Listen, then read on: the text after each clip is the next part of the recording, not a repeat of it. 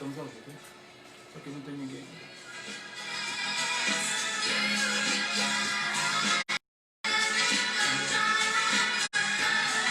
Tá vendo o melhor aqui lá?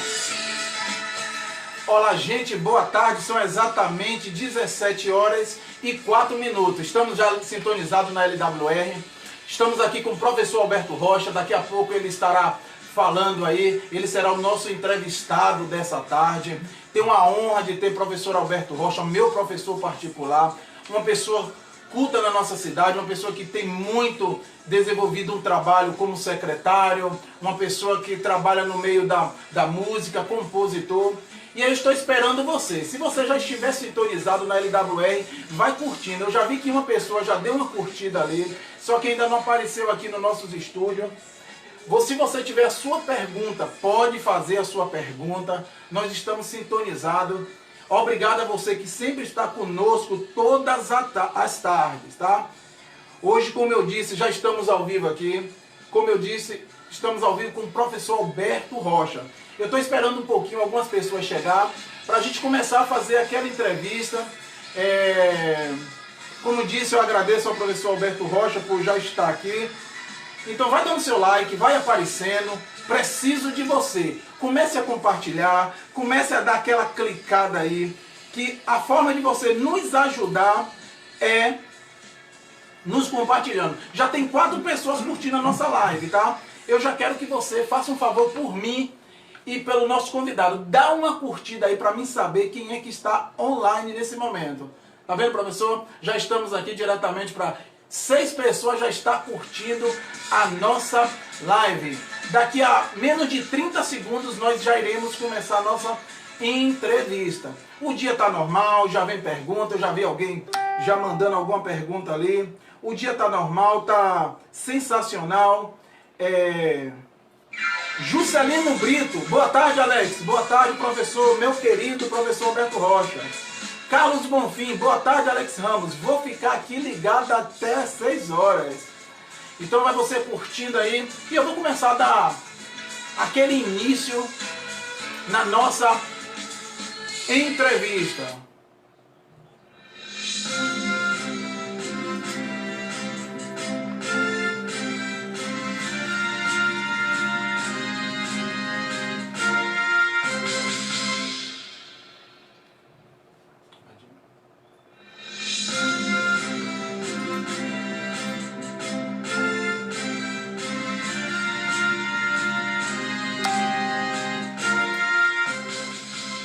É isso aí. Boa tarde, professor Alberto Rocha. Olha, boa tarde, Alex. Boa tarde a todo belmontense. Boa tarde aos internautas que acompanham as lives de Alex. É um prazer, como eu disse, estar aqui com você que é meu professor, vou dizer que é meu futuro professor. Hoje é aposentado na rede, mas é um eterno professor e tem deixado os seus, vou dizer assim, seus alunos mais informados nesse tempo que veio a lecionar. Eu sou um aluno seu, então assim, eu digo já de passagem que é uma honra ter você comigo. Tenho certeza que é uma honra para os entrevistados também ouvir o que o professor Alberto Rocha tem a falar. E hoje a gente vai abordar todas as temáticas, as formas que, vou dizer assim, eu tenho um ditado popular que eu digo sempre na minha live, pertinentes da sociedade. Nós vamos falar aqui um pouco de Belmonte, vamos falar do governo da Bahia, vamos falar do coronavírus. Então, professor Alberto Rocha, desde já, eu queria que falasse nome, profissão e um pouquinho de Alberto Rocha, enquanto eu organizo aqui os nossos internautas. Beleza, como já agradeci a Alex, quero antes, inclusive, dizer o seguinte, que é muito importante, Alex, esse trabalho que você está fazendo, de buscar dar orientação e dar formação para as pessoas de Belmonte, num momento exatamente como esse, que é um momento, coincidentemente, dessa pandemia que está rolando aí no mundo todo, né? E trabalhos como esse que você faz é muito importante, eu até já te falei isso pessoalmente, em outros momentos, né? Mas quero deixar aqui registrado nessa live que a importância de trabalhos como esse aí. preocupado com a atualidade, de dar formação e informação a um determinado público que acompanha via internet. Quem é Alberto Rocha? Alberto Rocha, meu nome é Alberto da Silva Rocha, sou nascido aqui em Belmonte em 1954, tive o privilégio de ser iluminado para nascer aqui em Belmonte. Amém. E Alberto da Silva Rocha, conhecido mais popularmente como professor Alberto, trabalhei muito tempo no Polivalente, minha vida toda no Polivalente, me aposentei por lá. E sou uma pessoa, um cidadão, me considero um cidadão consciente dos meus direitos e das minhas atribuições e deveres dentro da sociedade que eu vivo, né? Comungando com o respeito mútuo entre as pessoas. E também eu sou uma pessoa que não abro mão de uma conduta e de princípios éticos que conduzem a minha vida, né, diante das várias situações com as quais eu me defendo. Professor Alberto Rocha, ter perguntas para fazer, eu vou estar fazendo aleatória, mas antes disso, Moisés Santana, alô Alex, alô professor Alberto Rocha, estou ligado aqui. Então preciso que você já vai curtindo, compartilhando e me dizendo como é que está o som, como é que está a iluminação, como é que a voz de Alex Ramos está saindo, de professor Alberto Rocha, que hoje nós temos até às 6 horas da tarde, estamos aqui com um fundo musical diferente, um estilo MPB Gospel, eu não sabia que existia, procurei lá no YouTube e trouxe aqui um MPB Gospel em homenagem ao nosso entrevistado. Professor Alberto Rocha, vamos começar a pauta do dia e eu já quero entrar falando um pouco de Belmonte. Como o professor Alberto Rocha analisa o cenário político de Belmonte hoje? Ora, Alex, bem genericamente, eu percebo assim um cenário político muito importante, muito decisivo. Para. Não, deixa eu ver. Está aí. Escapulando ali. Nunca escapou. Gente, houve aqui infelizmente um acidente normal. Então, não é por isso que a gente vai infelizmente aqui soltou aqui o se a gente já pronto, voltamos.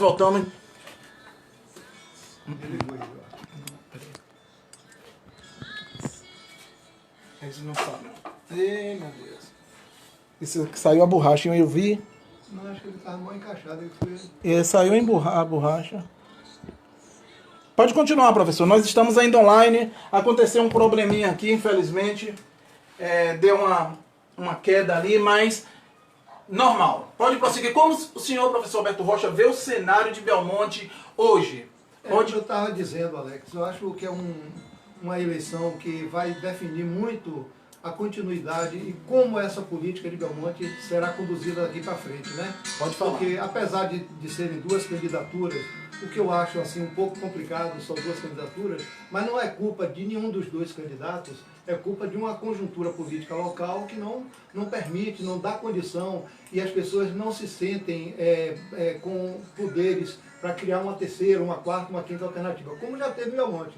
Em 92, por exemplo, quando eu fui candidato a prefeito pelo PT, foram 5 candidatos. 5 candidatos? Em 92? Em 92. Foi eu, Marival Gama, Odac Conceição, Marco Guerrieri e Jânio Natal. Foram 5 opções. Então, quanto mais opções a gente tem, melhor.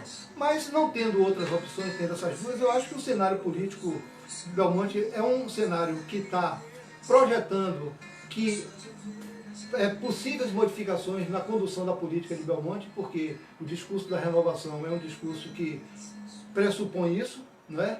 Mas não significa que esse seja um discurso que venha a ser corroborado e efetivado se porventura tiverem sucesso nessa empreitada. E acho que o cenário é bastante favorável à candidatura de Eder Lins, eu acho. Você acha? Acho. Na sua concepção? Na minha concepção. Então, assim, não tenho nada assim contra Bebeto, tenho um apreço pessoal com ele, tá entendendo? Por ele, mas não tenho uma... Nós vamos fazer pergunta daqui a pouco sobre a renovação. Agora vamos mudar um pouquinho de cenário, que a gente, graças a Deus, tem hoje uma pauta grande. Quero agradecer você, pedir desculpa aí por algo que vem acontecer. Professor Alberto Rocha, vamos falar um pouquinho do cenário político do Brasil? Sim. O Partido dos Trabalhadores tem 40 anos de fundação e 38 anos de registro. O partido, ao nascer, se definiu como um projeto socialista democrático de massa. Pergunta, Como você define esse partido no poder de 2003 para cá? E como você analisa a Lava Jato, que completou 6 anos, terça-feira, dia 17? Olha, Fiz logo rapidamente, duas para... duas tem uma certa ligação uma com a outra.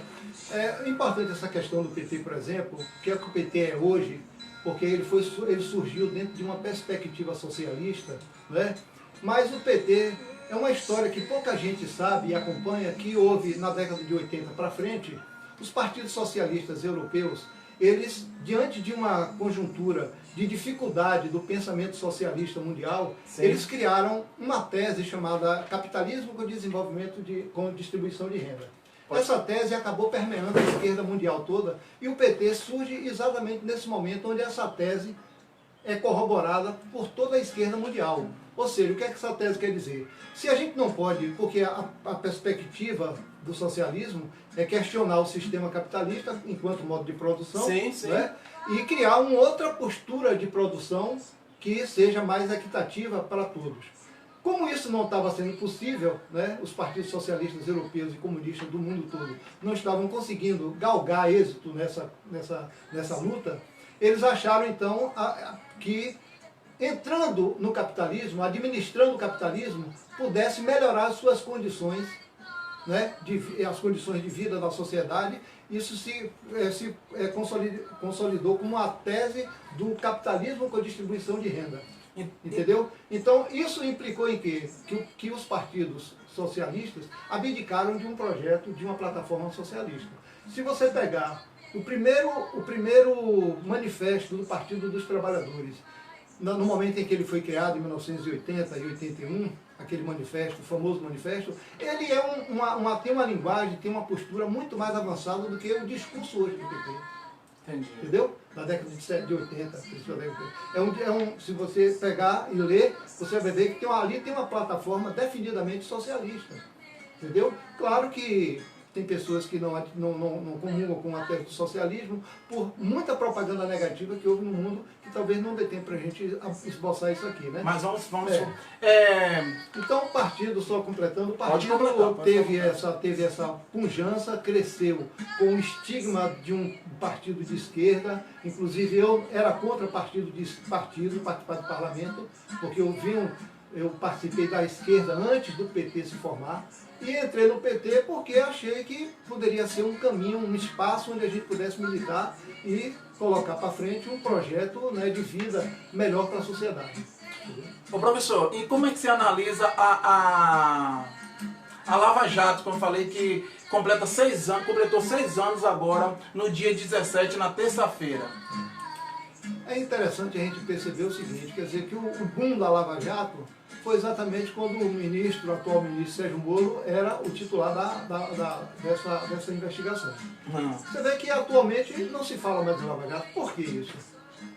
Né? É uma coisa sintomática, né? Quer dizer, a Lava Jato ela se mostrou como um instrumento de destruição e de combate a um projeto que poderia ter continuidade, que era o projeto do PT. Sim. Não estou dizendo que tenha sido correto totalmente, não. O PT errou muito, inclusive eu saí do PT por questões internas, de divergência interna, não pelas razões que foram colocadas na mídia, né? Então a Lava Jato, ela se mostrou, diante das denúncias feitas pelo Intercept, né, do Brasil, quer dizer que foi uma grande manobra feita, articulada com setores da sociedade para exatamente barrar o avanço de uma suposta esquerda no Brasil, que eu considero que não existe uma esquerda no Brasil. Não existe uma esquerda? Não existe uma esquerda no Brasil. Por quê? O que existe são propostas de partidos sociais-democratas. Entendeu? Não são partidos que assumem, por exemplo, todos os partidos hoje que estão no leque da esquerda, o PSOL, o PSTU, o PCO e companhias outras, o PCdoB e tal, todos eles advogam a tese do capitalismo com distribuição de renda, que é o discurso de todos eles. É trabalhar o capitalismo para melhorar. Entendeu? Sim. Então eles abdicaram de um projeto socialista. Então nesse ponto de vista, eu considero que não há partido de esquerda, genuinamente de esquerda no Brasil atualmente. E a Lava Jato, ela, para mim, no meu modo de ver, diante da divulgação da Intercept, se mostrou um instrumento a serviço, quer dizer, a justiça brasileira a serviço de um projeto político de um determinado grupo do Brasil. Entendeu? Entendi. Professor Alberto Rocha, eu quero agradecer a todos que estão online. Nós estamos aqui tentando entrar na outra página aqui do Facebook. Já passamos de 40 pessoas assistindo a nossa live ao vivo. Também temos o Jornal de Barrolândia, que está transmitindo ao vivo a nossa live. Nosso amigo Djalma. Quero mandar um abraço também para Alexandre Magnavita, que é também um parceiro. Quero agradecer o JR Abatedouro, que é nosso apoiador, Mercadinho da Família, Matias Barreto, e Crediário Barbosa, aqui no Bom Jardim, número 41. Daqui a pouco você não pode perder. Professor Alberto Rocha vai estar tirando o chapéu. Para quem será que professor Alberto tira o chapéu? Nós temos 11 nomes aqui. Será que ele vai tirar o chapéu para esses 11? Será que não vai? Então fique ligado que tem muitas perguntas da nossa cidade e outras perguntas pertinentes da sociedade. Vou aqui fazer uma pergunta aqui, a número 6. Professor Alberto Rocha, como analisa a música atual, funk e sertanejo universitário, já que o senhor é um bom músico, compositor? Como você vê a música atual? Eu especifiquei logo o funk e o sertanejo universitário. Como você analisa? Alex, eu vou responder isso aí, que é muito interessante essa pergunta, mas só completar uma questão anterior. Pode ficar à vontade. Porque com relação ao PT, por exemplo, é que pouca gente sabe como é que funciona a política interna do PT e quais as filosofias econômicas que movem o PT, que moveu o PT. Então o PT, ele adotou medidas de fortalecimento da manutenção da política neoliberal. Sim. Entendeu? Por quê? Porque dentro do PT existe uma corrente que é comandada por Aloysio Mercadante, que ele congrega com o pensamento de um grande pensador americano chamado Maynard Keynes. Sim. O keynesianismo, né? Então o keynesianismo ele propôs o quê? Ele não era uma pessoa socialista, não era uma pessoa que pregava a destruição do capitalismo. Ele pregava o quê? Mais ou menos aquela ideia da manutenção de um capitalismo com distribuição de renda. E aí ele desenvolveu uma tese chamada o Estado de Bem-Estar Social. E é isso que o PT embarcou e seguiu o caminho. Voltando à questão sobre a música, né, relativa ao funk, sertanejo, como você analisa a música hoje? Eu nessa pergunta aqui, eu me lembrei de uma que você tinha feito comentário sobre essa questão. Sim. Lembrando uma entrevista de Gilberto Gil falando sobre essas novas tendências musicais que estão tomando corpo no Brasil, né? São oriundas da favela, como rap, como hip hop, como funk, como uma série de outras vertentes musicais. E o entrevistador de Gilberto Gil criticava, fez uma pergunta a ele no tom de crítica de que essas músicas não tinham valor. Bom, realmente essas músicas, muitas delas não têm valor. Sim. Tem um conteúdo muito precário. Mas é importante ressaltar o que o Gilberto Gil falou, foi o seguinte: a gente não pode cobrar nada de alguém daquilo que eles não sabem fazer. O que eles sabem fazer é aquilo. Entendi. Entendeu? Então, como é que a gente vai dizer, eu quero que eles façam uma música ao estilo de Chico Buarque? Não pode, eles nunca vão fazer. Nunca vão fazer uma música ao estilo de Milton Nascimento, ao estilo de A, B ou C. Porque a vivência dele, a cultura cotidiana dele, aponta para outro tipo de pronunciamento artístico. Entendeu? Agora, dentro do funk, dentro de todas essas tendências musicais que foram cooptadas pelo mercado fonológico, no mercado de música no Brasil, existe muita coisa que não se aproveita, mas existe também aqueles que têm um trabalho muito eficaz, muito bom e muito qualificado dentro dessas vertentes. Eu apenas faria uma ressalva que esses modismos de considerar sertanejo universitário, para mim não existe sertanejo universitário. Por quê? No máximo a gente pode achar um forró universitário. Porque o sertanejo universitário, eles não conseguem, é apenas um rótulo que foi colocado para o mercado musical, para vender.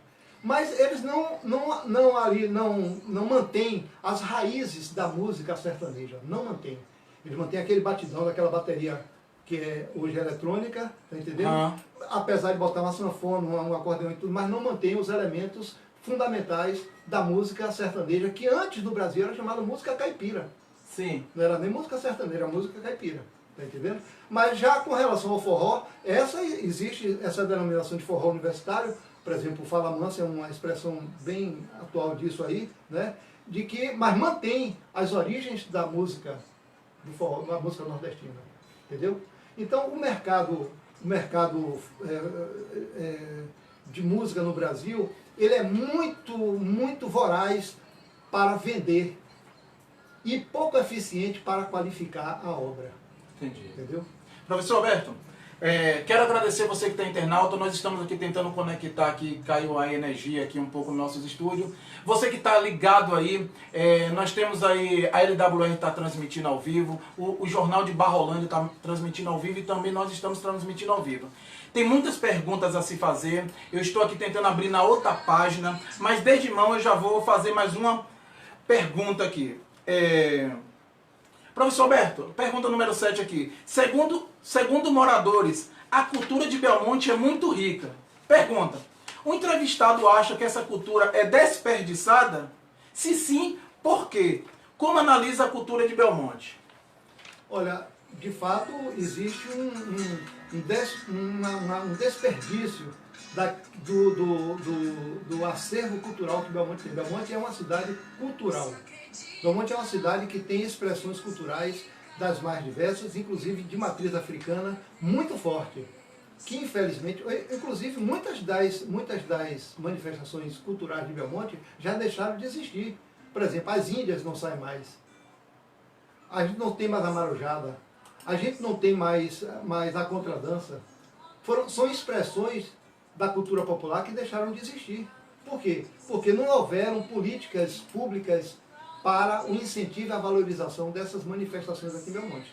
Entendeu? Então, infelizmente, essa é uma realidade que acontece. Esses grupos que sobrevivem aqui em Belmonte com toda dificuldade, como as Nagôs, com toda dificuldade, como os Neto de Gandhi, como as africanas, como os negros, como os boiduros, como os isso e aquilo, sobrevivem por conta própria, pelo esforço próprio dos seus integrantes, das suas lideranças, que buscam o apoio de prefeitura em momentos especiais, mas não existe uma política centralizada, uma política que atenda essa demanda que é a valorização dessas culturas populares aqui de Belmonte. É como Entendi. a gente estava falando. Então você acha que é desperdiçada? É desperdiçada, a cultura é desperdiçada porque não existe valorização. Elas são usadas em momentos oportunos. Momentos oportunos, que políticos usam no momento oportuno a determinadas expressões para chamar pessoas, para, né, aumentar a sua claque, vamos dizer assim, né? Entendi.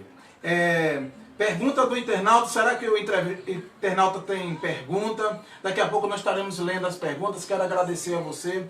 Hoje tem muita gente online, mas eu infelizmente não estou conseguindo vir, eu estou vendo que doutor Augusto Gifone está sintonizado, Matias Barreto está sintonizado e outras pessoas. Daqui a pouco estarei agradecendo já a você que está internauta. Estamos de frente aqui com o professor Alberto Rocha, formado, escritor, músico, poeta. Então nós temos diversas perguntas para ele e também para quem ele tira o chapéu dentro do cenário político do Brasil e até de Belmonte. Professor Alberto Rocha, nós falamos nesse instante da cultura de Belmonte, né? Nós falamos um pouquinho da cultura de Belmonte. Há pouco tempo nós tivemos o festival na cidade. Nós tivemos há pouco tempo o festival na cidade. Como você acha que soma isso para a cultura belmontense? Quais os problemas deixaram? Se não deixou, quais os benefícios ficou? Já estou fazendo logo para... Tem várias perguntas. Olha, infelizmente o festival foi muito mal divulgado aqui na cidade. Não houve uma estratégia de divulgação que colocasse o festival no nível e na qualidade que o festival tem, né? O festival, eu, por exemplo, Alex e os internautas que estão acompanhando aí, participei pela primeira vez do festival. A minha participação foi em 98, numa cidade chamada Itinga, em Minas Gerais. Eu inscrevi uma música, essa música foi classificada para concorrer ao festival de música lá em Itinga, e eu fui para lá com o pessoal do Violão de Bolso de Eunápolis e apresentei e tal e tal. E 21 anos depois, eu voltei a participar, que fui aqui em Belmonte e também inscrevi uma música minha chamada Freguesia do Carmo. Aliás, dizer que fui o único músico de Belmonte que conseguiu aprovar uma música para o Festival de Música do Festival, que aconteceu em 3 dias, né? Com a música Freguesia do Carmo, que essa música é um resgate histórico do primeiro nome dado a Belmonte, né? Primeiro nome dado a Belmonte, chamado Freguesia do Carmo. Então, o festival sofreu esse problema porque houve uma divulgação muito precária, né? As pessoas não entenderam a dimensão do festival e o que houve foi muita crítica dos comerciantes que se equipararam com material pensando que havia um volume muito grande de pessoas aqui na cidade, e essa coisa não aconteceu. E o comércio, me parece que teve muitas pessoas prejuízo. Até hoje tem pessoas pagando. Então, isso é por conta de quê? Por conta de uma estratégia de divulgação que não houve acertada por parte do órgão responsável, que era a Secretaria de Turismo e Cultura local. Não houve. Então não teve benefício no seu... No meu ponto de vista, não acrescentou muita coisa, e poderia acrescentar, que é um festival de alta qualidade. Eu corroboro com essa ideia, mas não acrescentou, tá entendendo? E não deixou nenhum legado para aqui, para a cidade. Que eu tenha conhecimento, não deixou nenhum legado para a cidade. Tá entendendo? Entendi. Os festivais que acontecem em outras cidades, principalmente no Vale do Jequitinhonha, deixa legado, as pessoas ficam querendo que o festival volte. Aqui ninguém tem essa coisa de querer que o festival volte. Não, eu mesmo, pai. Pois é, as pessoas criaram uma repulsa contra essa atividade, né? Entendeu? Então, infelizmente, eu acho que a estratégia utilizada foi precaríssima, tá entendendo? O secretário de Cultura, que representava a cultura, não soube articular uma estratégia boa de divulgação e de fazer com que a cidade entendesse a dimensão do festival. Pronto. Gente, eu quero agradecer mais uma vez a você que está sintonizado. Todas as pessoas que estão aí sintonizadas, vai dando um like, que agora eu consigo ver quem está aqui nos assistindo. Você que é parceiro, você que nos ajuda todas as tardes na nossa live. Nós passamos das 17 horas e 30 minutos, ainda tem pergunta, ainda tem para quem você tira o chapéu. Eu já vou fazer uma... Tico Mineiro está nos assistindo, sentou o dedo, apareceu aqui na nossa tela.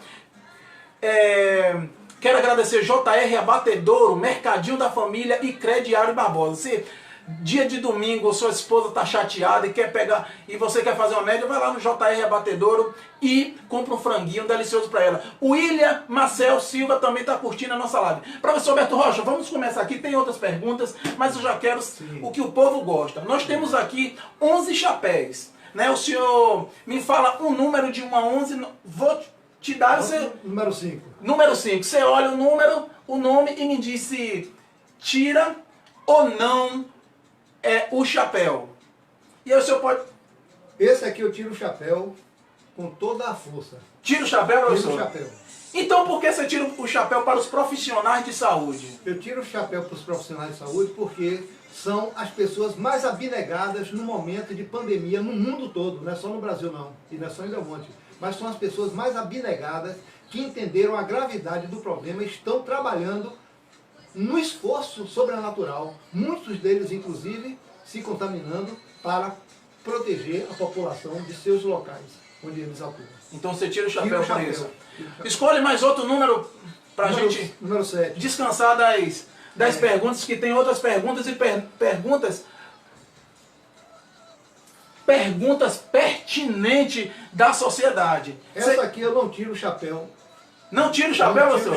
Tem certeza? E se brigarem contigo, professor? Não tem problema. Não tem problema? A briga já existe. Já existe? Então aqui, não tira o chapéu, vou guardar aqui, porque ele não tira o chapéu. O número 7, ele não tirou o chapéu. Fica ligado aí, que daqui a pouco você vai saber para quem ele não tira o chapéu. Professor, eu vou fazer mais uma pergunta aqui, daqui a pouco já tem pergunta do internauta. Belmonte hoje tem 2 grupos políticos, né? A gente já falou um pouquinho, você já pincelou. Hoje o Diedo e o da Renovação. Como você analisa esses 2 grupos? Olha, boa pergunta, Alex. Olha, no meu ponto de vista, só existe atualmente um grupo político em Belmonte, que é o grupo Diedo, que é um grupo que sempre existiu, existe e vai continuar existindo. O grupo Renovação é um grupo pontual. Ele está existindo agora, mas acabando a eleição ele vai deixar de existir. Então isso não é um grupo, não, entendeu? É um grupo pontual. Não estou com isso desmerecendo, estou falando da questão da consistência de grupo. Entendi. Quem tem grupo é ele, que inclusive apoiou ele na eleição passada que ele perdeu e está com ele agora de novo. Então, para mim, grupo é esse. O grupo Renovação é um grupo pontual, um grupo que usou essa expressão aí para criar um discurso de mudança do novo, quando na verdade esse grupo Renovação tem muita gente, tem o Flavieri, que é o, segundo diz que é o vice da chapa, que foi vice de Edo. Cláudio Marangoni. Qual é a renovação que tem com Alice Brito apoiando o grupo Renovação? Qual é a renovação de muitas pessoas que estão apoiando ele e tal? Não, entendeu? Então não, eu entendo que a palavra renovação é mais uma questão de propaganda do que propriamente de verdade sobre a renovação. Entendeu? Então, eu acho que renovação, falar de renovação seria apresentar uma proposta que fosse diferente das que está aí. Mas o que eu vejo, os encaminhamentos que eu vejo são os mesmos. Então não existe renovação. Entendi. Entendeu? E com relação ao grupo de Edo, é um grupo consistente. Esse é um grupo que existe. Professor, agora só completando. Pode completar. Existe uma terceira via. Poderia existir uma terceira via se o prefeito e o grupo do Jânio Natal tivesse lançado uma terceira via. Esse sim é um grupo que deveria ser deletado de Belmonte. Porque só atua em Belmonte para explorar o eleitorado, a boa vontade do povo de Belmonte e aplicar golpes de estelionatos eleitorais aqui em Belmonte. Então esse grupo devia ser banido. Era um grupo, hoje está completamente esfacelado, não tem representação. O prefeito, diante de uma administração caótica dessa, não se sujeitou nem a ser candidato à reeleição. Professor Bertolcci, eu vou te fazer uma pergunta que nesse instante ali, eu tenho certeza que você não vai se importar, eu lembrei, eu te passei algumas perguntas, eu gosto de passar para o entrevistado, para ele estar ligado. Eu vou te fazer uma pergunta que eu escrevi nesse instante, que eu já trabalhei nessa área e eu gostaria de saber, eu sei que o senhor sabe. Ó, nós temos em Belmonte um chafariz que... Aquele chafariz da Praça... Eu não estou formulando essa pergunta, já vai de cabeça, da Praça da Bandeira, né? Esse chafariz, ele é um chafariz lá da Austrália, se eu não estiver muito enganado, e nós temos um igualzinho aqui em Belmonte. Naquele chafariz tinha uma pia, vou dizer ali, no estilo bronze, e algumas pessoas questionam que essa pia não está mais. Esses dias eu vi o Herculaninho falando nas redes sociais que essa pia de bronze, ela tinha sido levada para restaurar. Só que isso já passa há quase 20 anos, 15 anos. Então, assim, você tem alguma coisa que possa falar sobre isso, já que você foi secretário de Cultura, de Educação? Porque, assim, esse chafariz, ele veio da Austrália, como eu disse, ele foi feito para uma princesa nos anos que eu não lembro muito.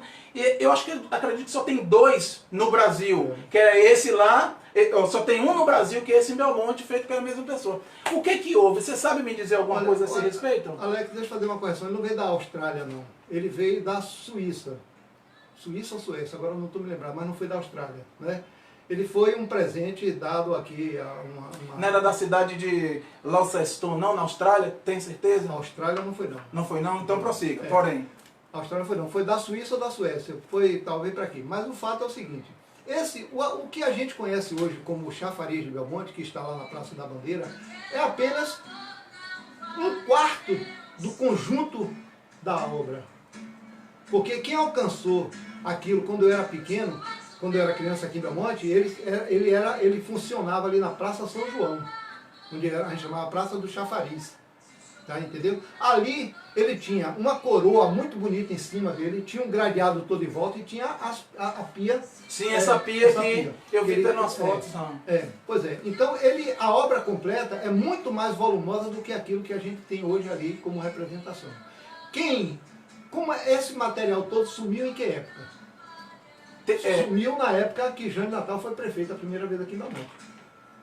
Então ele sumiu uma parte desse material. Se foi dessa época para cá que ele botou para restaurar, é muito tempo para se restaurar uma peça. Então, porque eu estava vendo nas redes sociais, eu fiz até uma pesquisa, esse chafariz lá na cidade que eu falei que era Austrália, o senhor discordou, mas eu acredito. Um abraço para Salve Santos. Ele foi feito para a Rainha Vitória, do Reino Unido, em 20 de junho de 1887. Porém, essa pia central, ela sumiu. Aí eu fui lá, vi o secretário de Cultura atualmente, que é Herculaninho, ele disse que isso foi levado para restaurar. Mas isso já tem 15 anos, 20 anos, isso sumiu, não sumiu, e eu queria só saber, porque o internauta também quer saber. Eu acho que o senhor poderia nos explicar, já que é uma pessoa que estuda a história de Belmonte. O que eu sei mesmo é que uma grande parte desse conjunto, do conjunto desse chafariz sumiu. E se o secretário diz que ele está em restauração, ele tem a responsabilidade. Eu tenho aqui na. Ele tem a Peguei no responsabilidade, Facebook. diante de terminar o prazo de governo, ele apresentar essa peça. Ou então ele apresentar um documento que comprove em que local esse está sendo restaurado. Porque ele é secretário, ele tem agora um instrumento na mão para poder averiguar isso aí.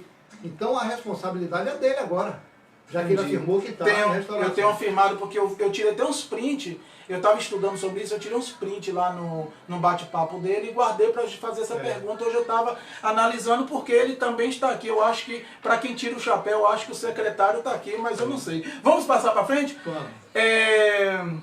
Professor, você é um dos fundadores e foi presidente do PT municipal. Pergunta, por que deixou o partido? Como é sua visão no partido hoje em Belmonte, no PT? Olha, eu deixei o partido em 2013. Porque eu tive uma discussão interna dentro do PT e que já apontava, em 2010 eu comecei a elaborar críticas ao PT internamente, porque nós tínhamos aqui no extremo sul da Bahia um e-mail de grupo, né, que funcionava para a gente se comunicar, todos os diretórios do extremo sul da Bahia, né? Então, apesar de que só quem tinha acesso eram nós, dos diretórios, as pessoas que eram adicionadas, mas nós tínhamos esse e-mail de grupo e eu comecei a elaborar críticas aos encaminhamentos, aos posicionamentos que o PT vinha adotando desde 2010 para frente, né? Que já vem de muito antes, mas a gente ficava calado, não aceitava. Mais de 2010 para frente, quando estourou a questão dos Correios, né, o mensalão dos Correios, eu achei por bem começar a me posicionar dentro do partido e dizer que aquela atitude não corrobora mais com a história que o partido teve.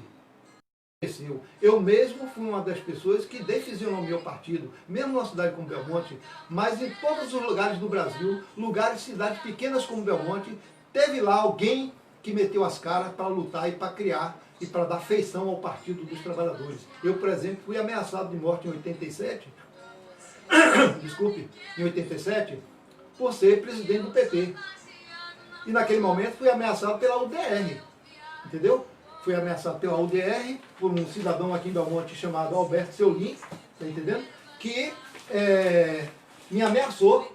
Eu tive que ir no Rio de Janeiro, na Ordem dos Advogados, lá na seção de Direitos Humanos, fazer uma denúncia. Foi o que me deu garantia de vida, porque ele me ameaçou de morte, Alberto Seulin. Nesta época? Nessa época, 87 para 88.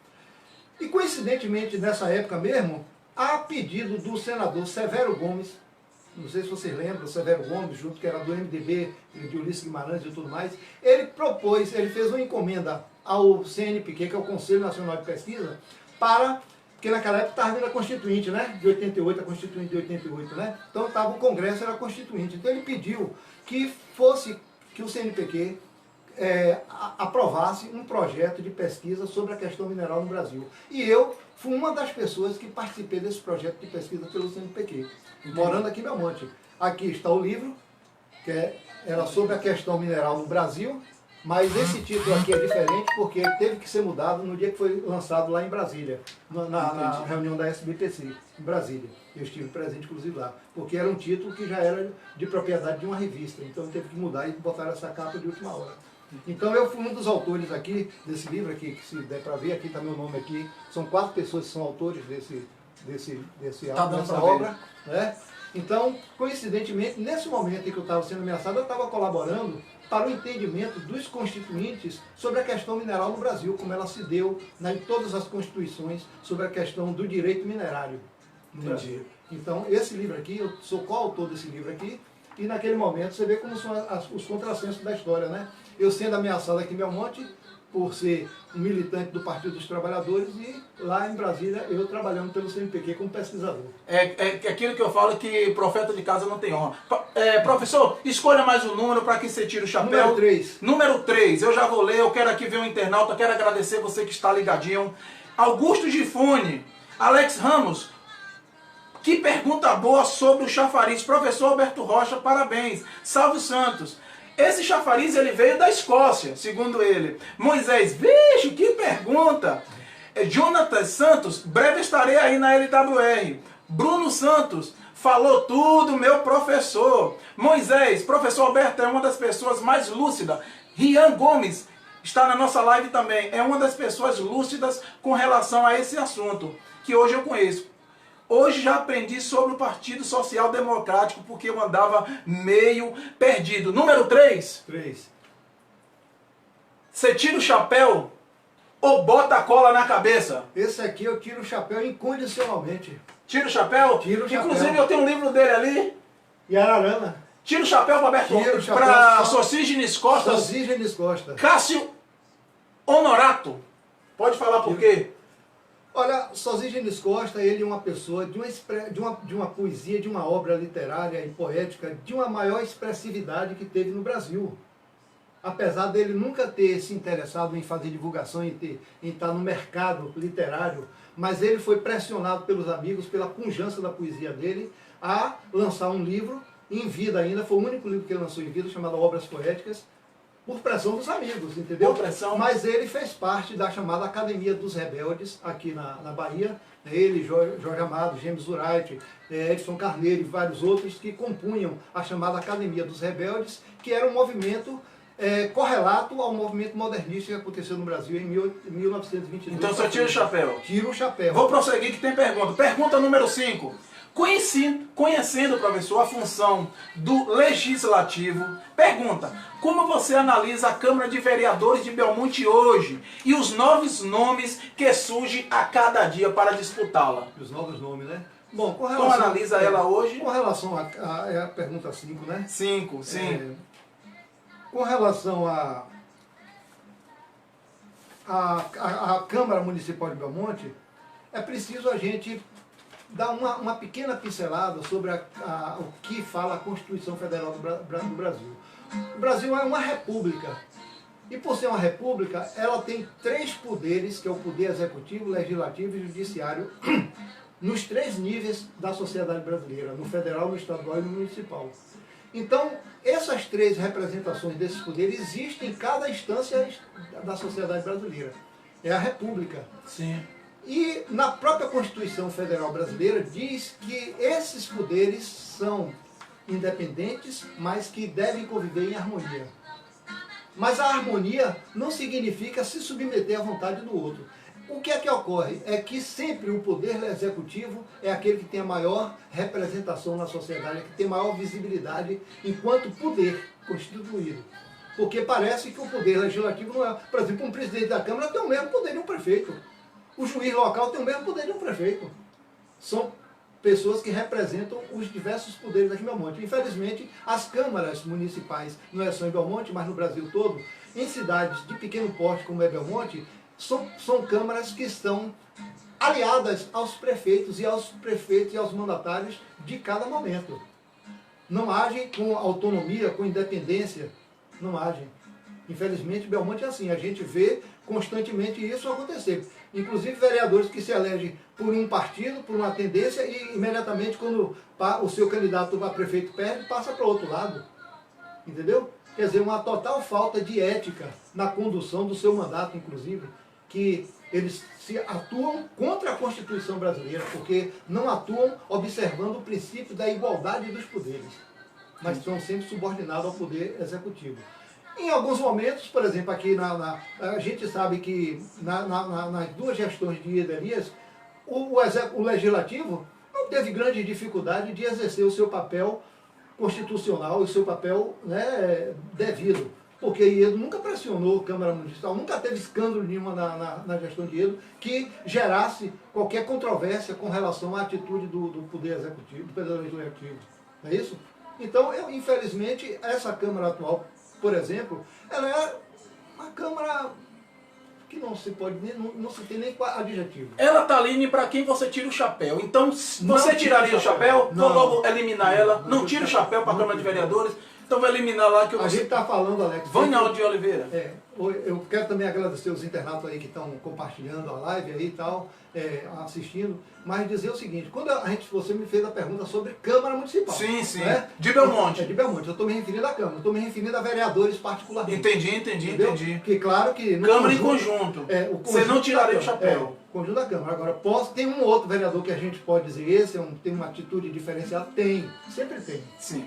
Professor, quero agradecer você, 1749, JR Abatedouro, nosso patrocinador, Mercadinho da Família e Crediário Barbosa, tá? Eu vou fazer mais uma pergunta aqui, vou para quem você tira o chapéu, para o professor Alberto Rocha tomar uma água, tá? E eu pergunto a ele, professor Alberto Rocha, você tira o chapéu, você bota a cola no chapéu, tá preparado, tá de colete aí, que lá vem bomba. Pergunta número 3, professor Alberto Rocha. Você foi secretário... Carla Marcolin Chafier também está curtindo a nossa live. Você foi secretário de Meio Ambiente em 2008 e secretário de Educação em 2012. Pergunta, teve autonomia na função? Qual foi o número da pergunta? Pergunta número 3. Pergunta, teve autonomia na função? Quais as ações realizadas para melhorar o município neste período que esteve secretário? Paulo Viana. Tá. Quero só rapidamente fazer uma menção a Carla Xavier, né? Sim, ela está na online, tá? Dar um adeus para ela, que nós tivemos um entremeio no Facebook outro dia. Não é me desculpando, a gente, cada um tem um posicionamento, eu respeito o posicionamento dela, mas não tenho divergência, assim, pessoal com ela. Carla, um abraço para você, minha preta. Pergunta número 3. A pergunta número 3, com relação... Olha, primeiro fazer uma correção. Eu fui secretário de Meio Ambiente em 2004. Desculpa. Sim. Eu fui secretário de Meio Ambiente de Educação em 2008. Ah, tá. Na primeira e na segunda gestão de Na primeira e na segunda gestão de erro. Mas, você perguntou com relação à questão... Teve autonomia? Olha, aí tem fazer duas separações. Com relação à questão da Secretaria de Meio Ambiente, na gestão de erro, que eu fui em 2004 a 2008, não existia eu não posso falar de autonomia, porque nem era nem o prefeito que tolhisse a minha autonomia.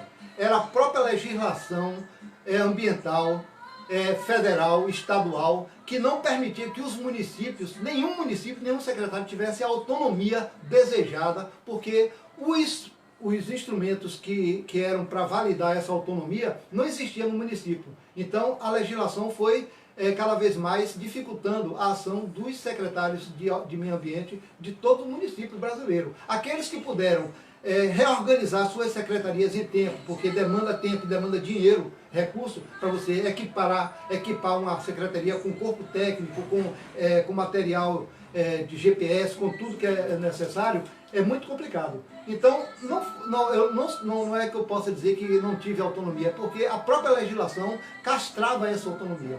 Já com relação à questão da educação, né, que eu fui secretário de 2008 a 2012, eu posso dizer que tive uma gestão com certa autonomia, porque a gente não é louco de dizer que não existe nenhum secretário que tenha autonomia total. Não existe isso. Eu vou lhe dar um exemplo a vocês aqui sobre essa questão de autonomia. Quando o Bolsonaro se elegeu presidente, ele disse que todos os ministérios, o ministério dele, o corpo de ministério dele, os ministros teriam autonomia. Por que ele mandou o bandeira para fora? Essa é uma pergunta. Então, essa coisa de autonomia, ela é muito relativa. Agora, eu quero dizer que na Secretaria de Educação, como é uma secretaria que tem verba própria, IEDO avançou em muito nessa questão da autonomia do secretário. Tanto é que você pode perceber que na minha gestão como secretário, nunca teve uma paralisação sequer de professor, nem de nenhum funcionário da educação, porque IEDO cumpria religiosamente todo o repasse que era provindo do governo federal para os professores, inclusive fazendo rateio de 13º, pagava 14º aos professores quando sobrava dinheiro do Fundeb. Então, eu tive uma autonomia, claro que a gente não pode querer se contrapor, porque a gente faz parte de um governo em que tem que estar observando o projeto político maior do gestor. A gente não pode ter um projeto pessoal, o secretário não pode ter um projeto pessoal, ele tem que ter um projeto de acordo com o gestor. Entendi. Entendeu? Então, a autonomia na Secretaria de Educação, ela era relativizada por isso, porque eu mesmo observava o máximo possível a perspectiva do governo, do chefe do Poder Executivo, que era o meu chefe, que era Ieda Elias. Quais as ações realizadas para melhorar o município nesta época? Olha, pode resumir aí que temos perguntas e temos chapéu. Na Secretaria de Meio Ambiente... Marlon, um abraço. Na Secretaria de Meio Ambiente, vou lhe dizer que foram poucas as ações que a gente teve para a melhoria do município, por conta, inclusive, dessa precariedade minha como secretário. A gente não tinha autoridade suficiente, a gente não tinha autoridade de um IBAMA, mas a gente tentava sempre trazer o IBAMA para aqui. Isso me trouxe, inclusive, problemas aqui em Belmonte, num momento de captura de caranguejo, de gaiamum, que era a época do defeso desses animais, desses crustáceos. A gente era crucificado aqui, mas a gente não tinha o direito, a gente não tinha a autonomia e o poder de autuar, de prender rede, de fazer tal, que eu acho que é uma coisa equivocada, que não precisa chegar tanto. Porque se você tem uma política de meio ambiente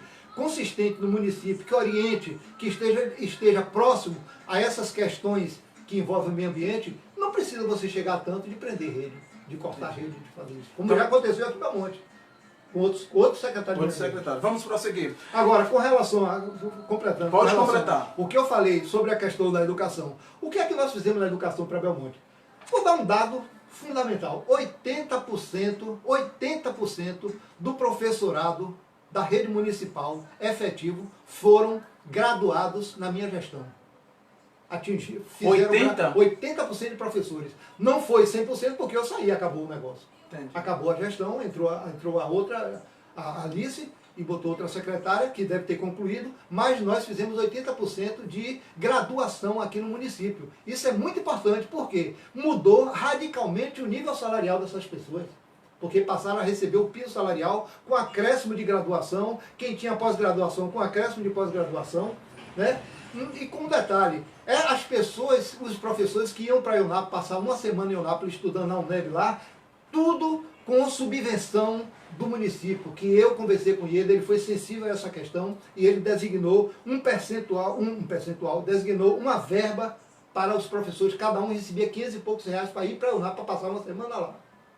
Entendeu? Entendi. E os professores que ficavam aqui em substituição aqui, para não ficar sem aula não, os professores que substituíam aqueles que iam estudar, recebiam na folha de pagamento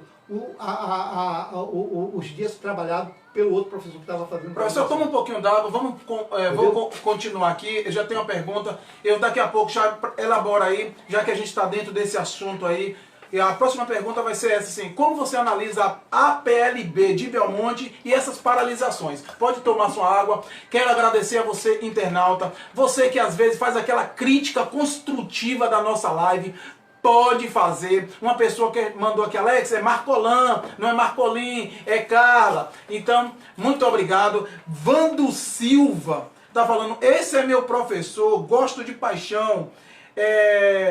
O Eldo Santana, um abraço, professor Alberto, você é um gênio. E outras pessoas aqui interligadas na nossa live. São exatamente 17 horas e 56 minutos, nós iremos passar. Eu tenho essa pergunta que eu fiz nesse instante, mas antes, para quem você tira o chapéu? De 1 a 11. Número 1 aí. Número 1. Quem será esse número 1? Já vou logo, se tirar eu falo logo, se não tirar eu também falo para a gente prosseguir. Secretário... Não, você tira o chapéu ou não tira o chapéu? Não tira o chapéu. Ele não tira o chapéu para o secretário de Cultura, por quê? Vou justificar por quê. Porque eu acho que um secretário, ele deve atuar criando políticas públicas para atender o município. Principalmente nessa questão da cultura, que nós falamos anteriormente aqui, a precariedade que é. Só se recorre a esses grupos e a questão cultural só é valorizada em momentos pontuais. Né? Então, o secretário, no meu ponto de vista, ele funcionou como um promotor do que propriamente como um secretário. O da atual gestão? Atual gestão. Ele funcionava promovendo eventos. Entendeu? Promovendo eventos. Pode promover eventos? Pode, não estou dizendo, mas não é só isso. Ele tem que fazer isso e tem que também cuidar dos interesses culturais e artísticos da própria comunidade. Ele nunca buscou os artistas de Belmonte para fazer uma reunião, para saber quais eram as demandas. No evento que teve do festival, naquele momento ele levou 2 anos, 3 anos, quando chegou no 2019, ano passado, né, que ele pegou um grupo de pessoas que trabalham no projeto Olho na câmera. Gerus Mirra, e chamou para lá. Se eu fosse esse pessoal, não iria, porque se ele esqueceu durante 3 anos, como é que agora ele precisou de uma equipe, chama uma equipe mais ou menos qualificada para trabalhar na questão da cultura, para ajudar ele no festival? Eu não iria, eu não botava meu grupo para trabalhar. Então você não tira o chapéu, Não, bota a chapéu, cola. não. Bota a cola? Bota o colo. Bota a cola. Cola. Segura. Professor, como você analisa a PLB, essas paralisações na cidade de Belmonte? A PLB Belmonte, tá? Olha, essa tem uma pergunta que você fez, foi em que número é? Essa pergunta seria número 7. 7, né? Então, que seria assim, como você vê as lutas dos professores de Belmonte na atualidade e como analisa a PLB de Belmonte? Olha, eu acho que, veja bem, eu acho que aí o que falta aqui em Belmonte, a PLB é um instrumento de luta dos trabalhadores. Se você observar, por exemplo, eu posso voltar à minha gestão, por exemplo, não tive nenhum problema com a PLB na época. Não tive, não. Por quê? Não atrasava pagamento, pagava até antecipado. A ótica atual é que há um total desrespeito à categoria dos professores, à categoria dos educadores de modo geral, tá entendendo? Mas o sindicato, por melhor intenção que tenha, não está sabendo encaminhar essas lutas, no meu ponto de vista, não está sabendo encaminhar com mais presteza, com mais segurança, entendeu? Porque eu também tenho a minha visão, a gente está falando da PLB local, né? Sim, local. Porque a estrutura não, local, da PLB, Belmonte. A estrutura da PLB no estado da Bahia, ela é muito autoritária. Ela não permite que as bases se posicionem. Entendeu? Aí não dá tempo da gente abordar isso aí, porque é uma questão estatutária que tem que ser mostrada com mais especificidade. Entendi. Mas eu acho que a PLB local, a coordenação local, por melhor que tenha as intenções, mas não está sabendo encaminhar a luta muito corretamente. Entendi. Vando Silva, boa resposta, professor. Matias Barreto, dando umas palminhas aí, que é o nosso patrocinador também, apoiador. Vando Silva, vixe, botou fogo agora aqui no parquinho. Vando Santana, botou deixou em entre aspas. E outra pergunta, prosseguindo, de 1 a 9. Vamos logo aqui.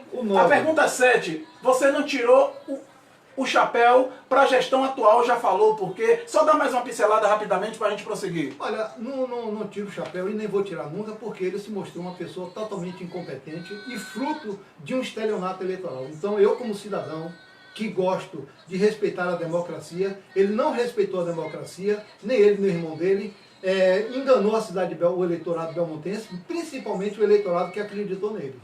Então eu não tiro o chapéu com uma pessoa que cometeu um ato desse e aceitou participar de um jogo político desse, tá entendendo? E se tornou e se mostrou totalmente incompetente na gestão do município. Entendi. JR Abatedouro, muito obrigado. Paulo Viana, vixe, até minha internet pegou coronavírus. E o internauta assim, ele interage, muito obrigado a você. Qual número você falou, professor Alberto? Para quem você tira o chapéu, bota a cola. Qual o número? Número 7, 8. 8, foi o número 8, é o número da sorte, professor? Nós já falamos, né?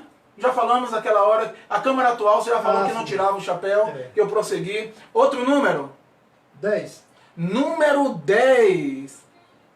Xiii, não fala o nome não, que essa daí é bomba! Esse eu também não tiro o chapéu. Não tira o chapéu? Não tiro o chapéu, não. Tem certeza? Eu vou fazer só uma pergunta aqui, vou falar para o internauta, quem você não tirou o chapéu agora? Professor Alberto Rocha, você disse que você estuda o espiritualismo científico e é membro da Ocidente, é assim que pronuncia? É escrito assim mesmo.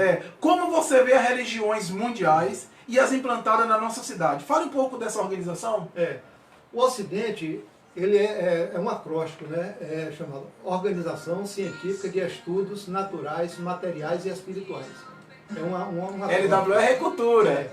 Então, o que é que ocorre? Eu sou filiado a essa organização por uma questão de saúde, né? Que em 98 eu tomei uma queda aqui em Belmonte, bati a base do crânio no chão, perdi o olfato e o paladar.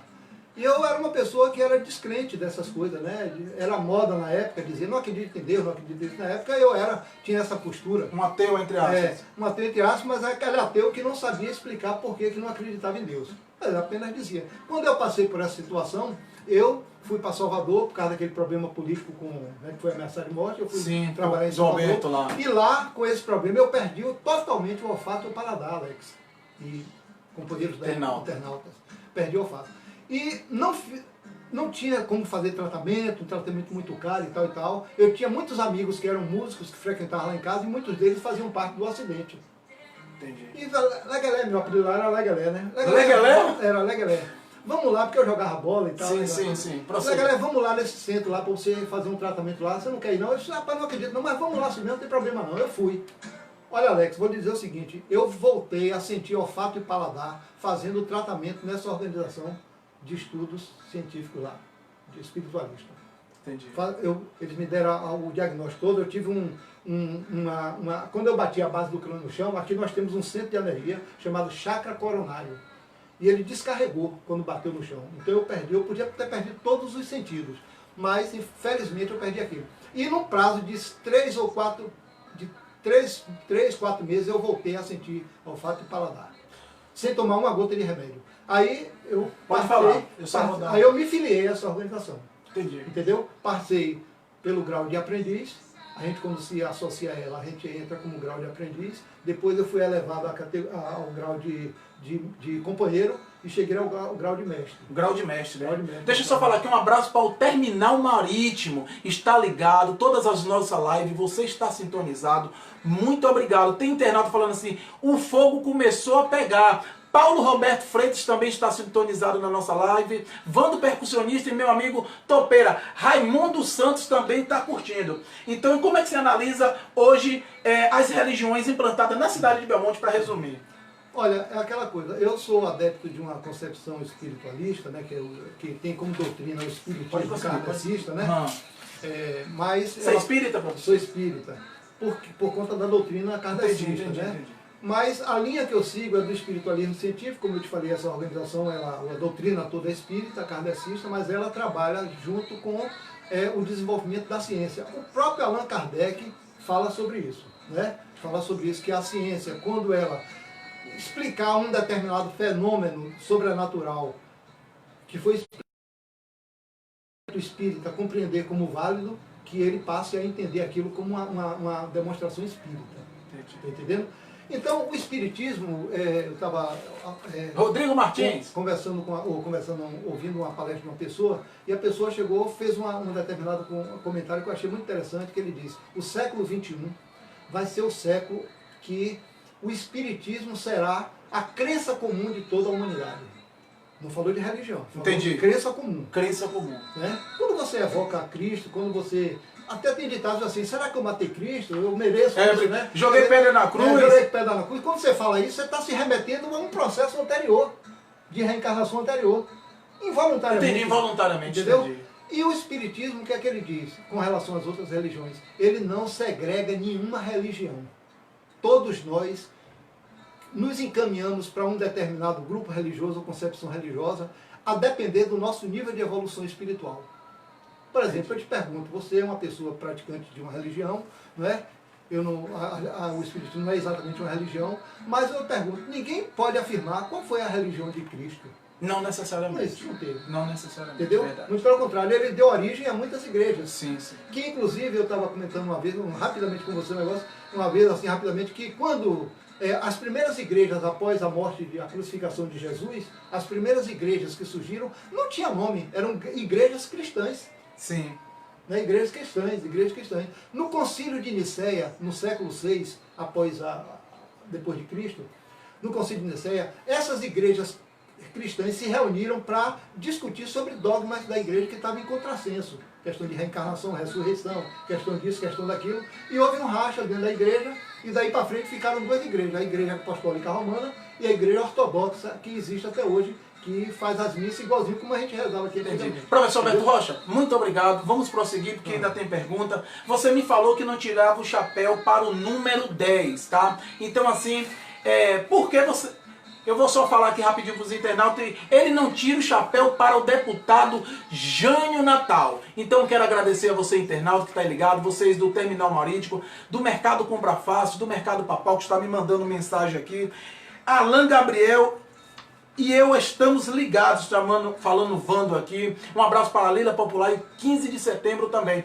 Ele não tira o chapéu para Jânio Natal, deputado. Por quê, professor? Olha, eu não tiro o chapéu. Tira ou bota cola? Boto cola. Eu não tiro o chapéu pelas mesmas razões que eu atribuí a Genival. Não tenho, por exemplo, o Genival foi colega meu de infância.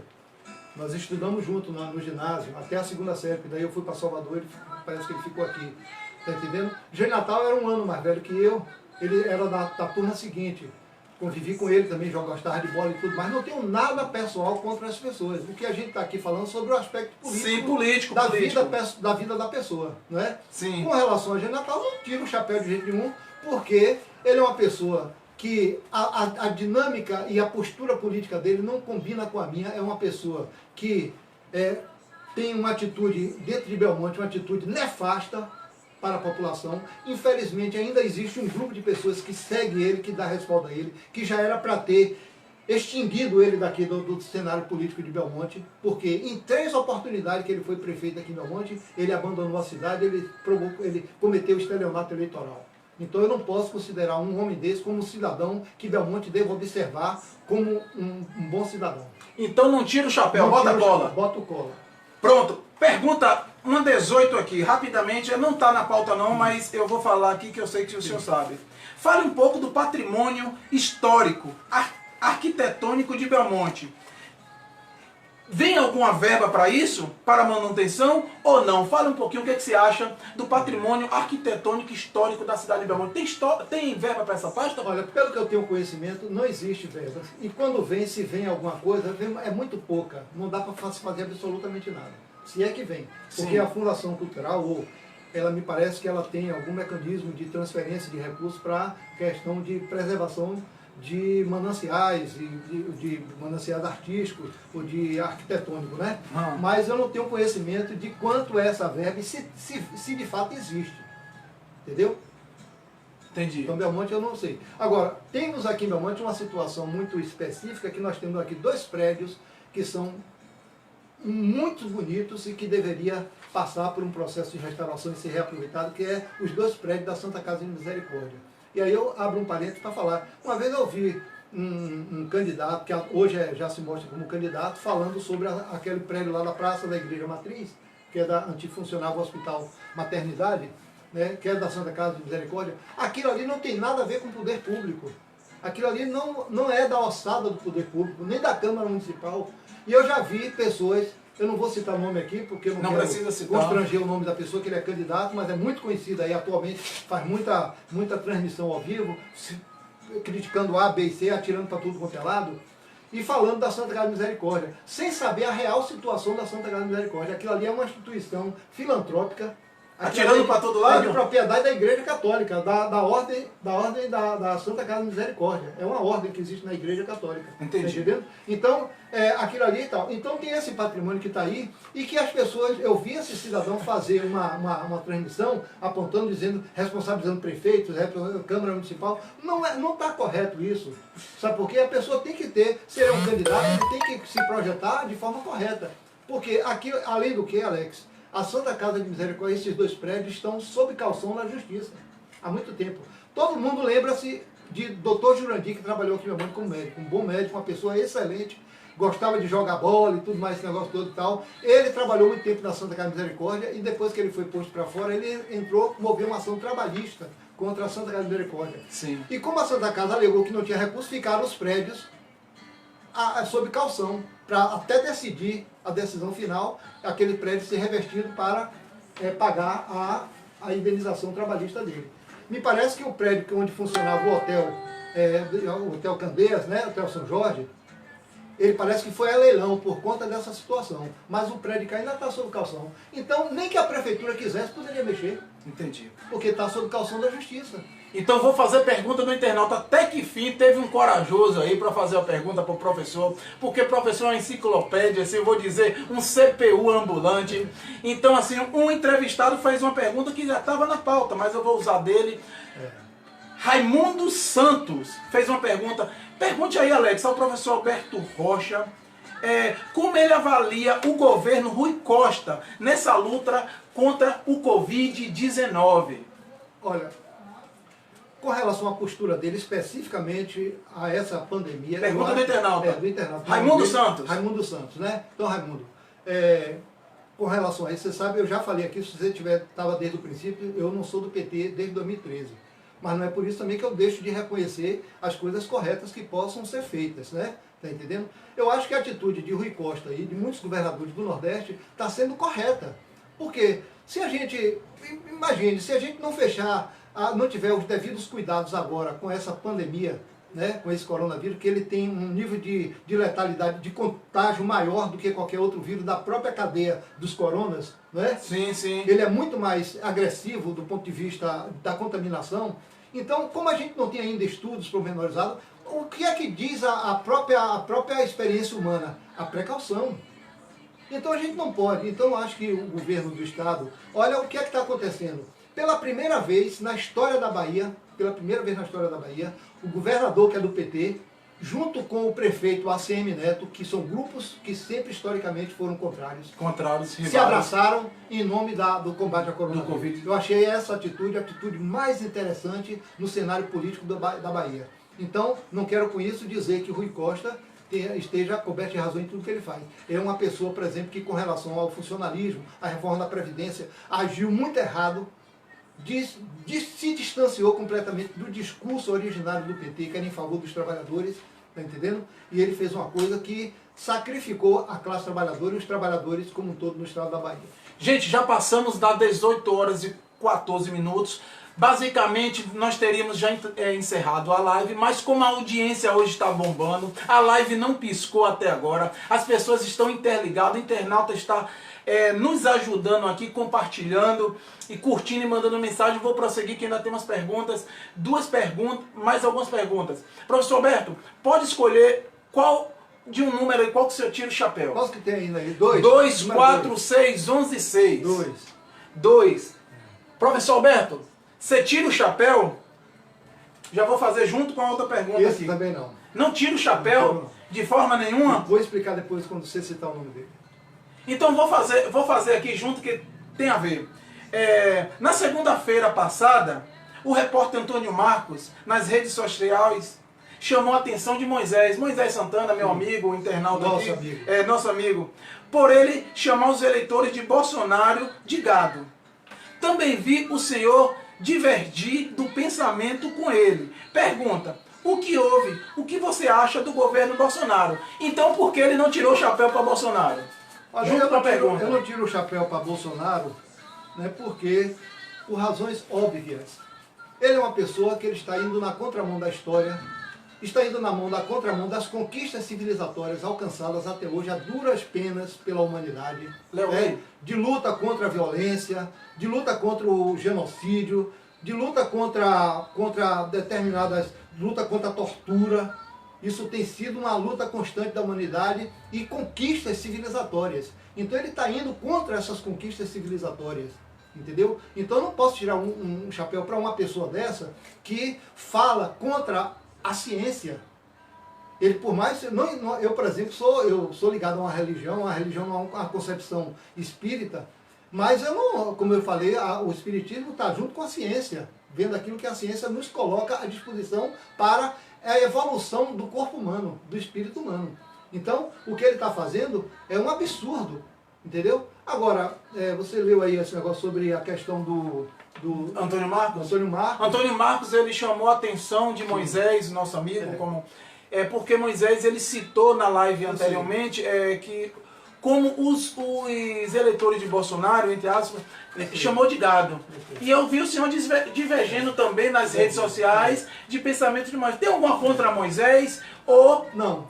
Eu não tenho, primeiro, a divergência que eu tive com Moisés não foi por conta dessa situação. Não, sim, foi outra, mas eu só quis... A preocupação de Antônio Marcos, né? Antônio Marcos, que é de um jornal aí online, sim, né? online. Eu acho que é uma preocupação, assim, não muito importante, porque se a gente for observar, o povo chama os adeptos do PT, os simpáticos do PT, os militantes de petralha. Isso também é depreciativo. Sim. Porque petralha, todo mundo sabe que é o PT com roubalheira, com isso, aquilo. Com os metralha.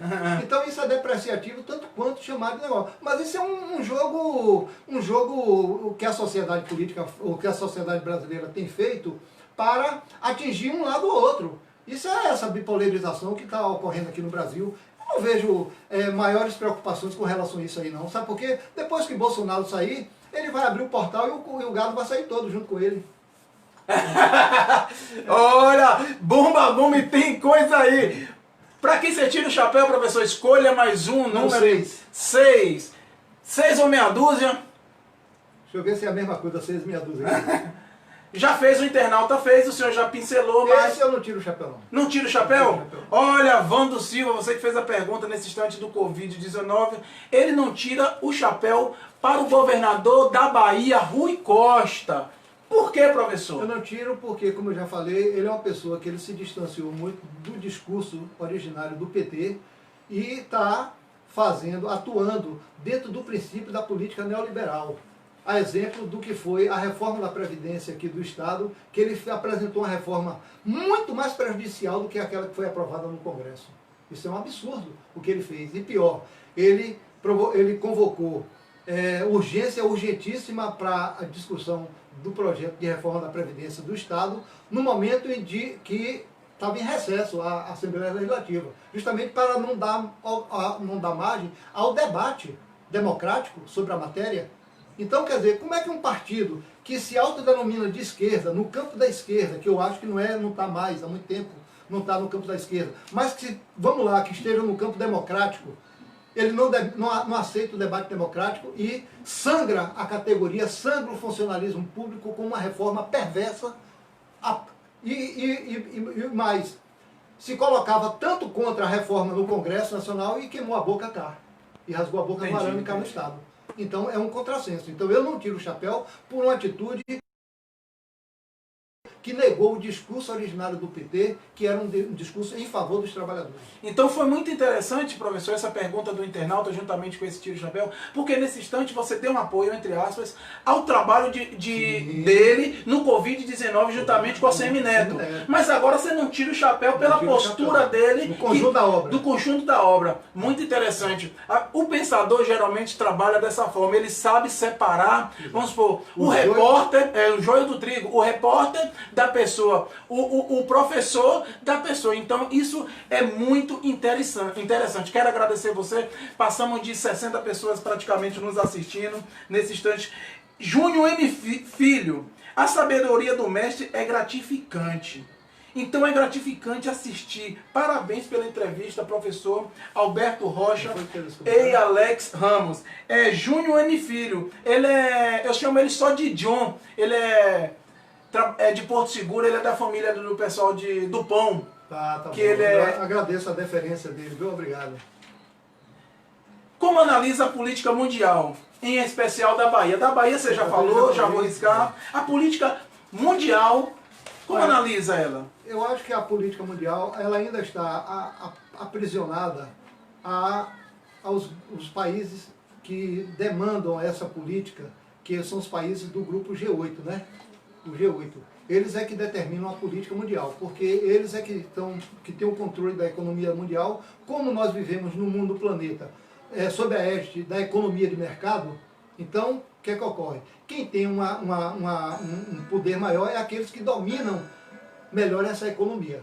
E esses países que são classificados dentro desse conjunto chamado G8, né? G8, depois G20. tem o G20. G20 são os grupos mais emergentes que estão agora aparecendo mais. Mas, de qualquer jeito, mas no que pese esse controle que eles têm sobre a questão da economia mundial, né? De vez em quando aparece um doido como o Trump lá dos Estados Unidos, no cenário mundial, né? Mas... veja bem, eu acho que o planeta está caminhando para uma situação... existem conquistas, Alex, internacionais, civilizatórias que são importantes. Por exemplo, existe um grande consenso mundial hoje sobre a questão da preservação ambiental do planeta, especialmente com relação à questão do aquecimento global.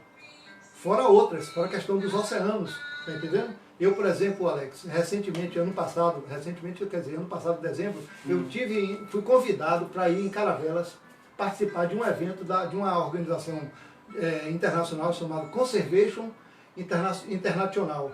A Conservation está fazendo um trabalho em Caravelas, como lá tem o Instituto Baleia Jubarte, eles promoveram um evento cultural lá e eu fui convidado a tocar lá. Entendi. Pela Conservation Internacional, entendeu? Uma organização internacional que cuida dos mares, entendeu? Ao contrário do que a gente pensa, por que a importância da Conservation para a questão mundial? Porque ao contrário do que a gente pensa, de que as florestas, elas dão oxigênio para o planeta, isso é uma grande... Hoje a ciência já mostra o contrário. Não é as florestas que demandam ou que liberam muito oxigênio para a atmosfera, não. Muito pelo contrário. Quem manda muito oxigênio para a atmosfera são os oceanos. Esses é que estão limpando a quantidade de gás carbônico que está lá. Vamos mudar aqui para o internauta. Matias Barreto falou assim: Alex, é a família Magnavita, o M Filho lá que eu falei nesse instante, que é interessante que o internauta ele está ligado, você prestou atenção? Sim. Eu falei aqui, não soube me expressar, o internauta já mandou, Alex, é a família Magnavita. Pergunta Barretinho, aqui do, né? Barretinho. Pergunta do internauta, agora ele é um parceiro, um amigo, ele está transmitindo a nossa live dentro do jornal de Barrolândia, eu falo que é Belmonte, Barrolândia, meu amigo Djalma, ele tem uma pergunta, posso ler? Pode. Pergunta de Djalma Brito, meu amigo, parceiro aí, está sempre nos ajudando aí nos nossos eventos, divulgando. Você é de verdade, de coração. Manda uma pergunta aqui grande, viu? Professor Alberto Rocha, você foi secretário em 2 mandatos na gestão de Eda Elias. Minha pergunta é, Belmonte hoje passa por uma gestão que quase falida. E Edo ganhando as eleições. E se lhe convidar a ser secretário de alguma pasta, você aceitaria? Não responde agora, não responde agora. 18 horas e 24 minutos. Nós começamos a nossa live às 17 horas. Tá? O internauta fez uma pergunta, ele está pensando que é uma pergunta legal. Ele dizer que sim ou que não, ele vai dizer o porquê. Ainda tem 3 chapéus aqui, mais 3 perguntas e uma pergunta à vontade para ele falar do que quiser. E desde já eu já quero agradecer. Muito obrigado, a audiência está bombando. Nós estamos melhorando a cada dia. Não agradeça a mim não, não agradeça a ele não, agradeça a você que está compartilhando a nossa live. Resposta de Djalma. Olha, Djalma, obrigado pela pergunta e pela lembrança das 2 gestões em que fui secretário, que inclusive ele trabalhava muito na área de comunicação das gestões de Edo. E Edo é uma pessoa que eu sempre tive uma boa interlocução. Não é à toa que hoje eu tenho um grupo consistente que apoia a candidatura de Edo. Um grupo composto de mais de 20 pessoas. É um grupo à parte que estamos trabalhando para o sucesso da candidatura de Edo. Não é menosprezando nem depreciando outra candidatura. Como eu disse, eu tenho um bom apreço por Bebeto, não tenho nada contra ele pessoalmente e tal, mas eu não quero, eu prefiro assinar um cheque onde eu conheça o portador. Entendi, entendeu? Interessante. Eu não vou assinar um cheque em branco sem conhecer o portador. Entendeu? Entendi. Então, não é depreciando ele, mas, então, voltando à questão que... Aceitaria ou não? Se ele ganha, bom, se ele acha que eu sou uma pessoa que posso contribuir para a gestão dele, eu aceitaria, não tem problema nenhum, entendeu? Não tenho medo de dizer, nem vergonha de dizer, porque eu já estou apoiando ele, entendeu? Não tenho medo de dizer que apoia, quanto mais se ele me Então você é eleitor de Eda Elias? Sou eleitor de Eda Elias, o grupo todo que nós criamos, eu, Batatão e mais outros, mais 20 e tantas pessoas, nós temos um grupo consistente, já conversamos com ele, nós estamos trabalhando nós vamos apresentar a candidatura de um nome de Tico, que é advogado, nós vamos apresentar a candidatura de Tico para apresentar como candidato a vereador. Pré-candidato, né, por enquanto. Ronald Filho, ele diz assim, Alex, fala para ele me conhece, eu sou filho de professor Ronald Magnavita, músico, trompetista e admirador da pessoa, da sabedoria de professor Alberto Rocha. Conheci ele, inclusive, lá no Detran, lá porque eu fui com o Vandimar, com o tio dele. Fui com o Vandimar e conheci ele lá. E o Vandimar já tinha me falado que ele é um multi-instrumentista, né? Sim, sim. Escreve partitura e tudo. Eu lembrei agora de você. Ele fez umas adaptações agora como músico, aqui a gente ia ter a convenção. Eu pedi ele para fazer umas adaptações no Zino da Zarpa. As adaptações ficou show. Não usamos, mas vamos usar no que vem. Lembro dele. 6, 9, 11 ou 4, para quem você tira o chapéu 11. Ou põe cola na cabeça. 11.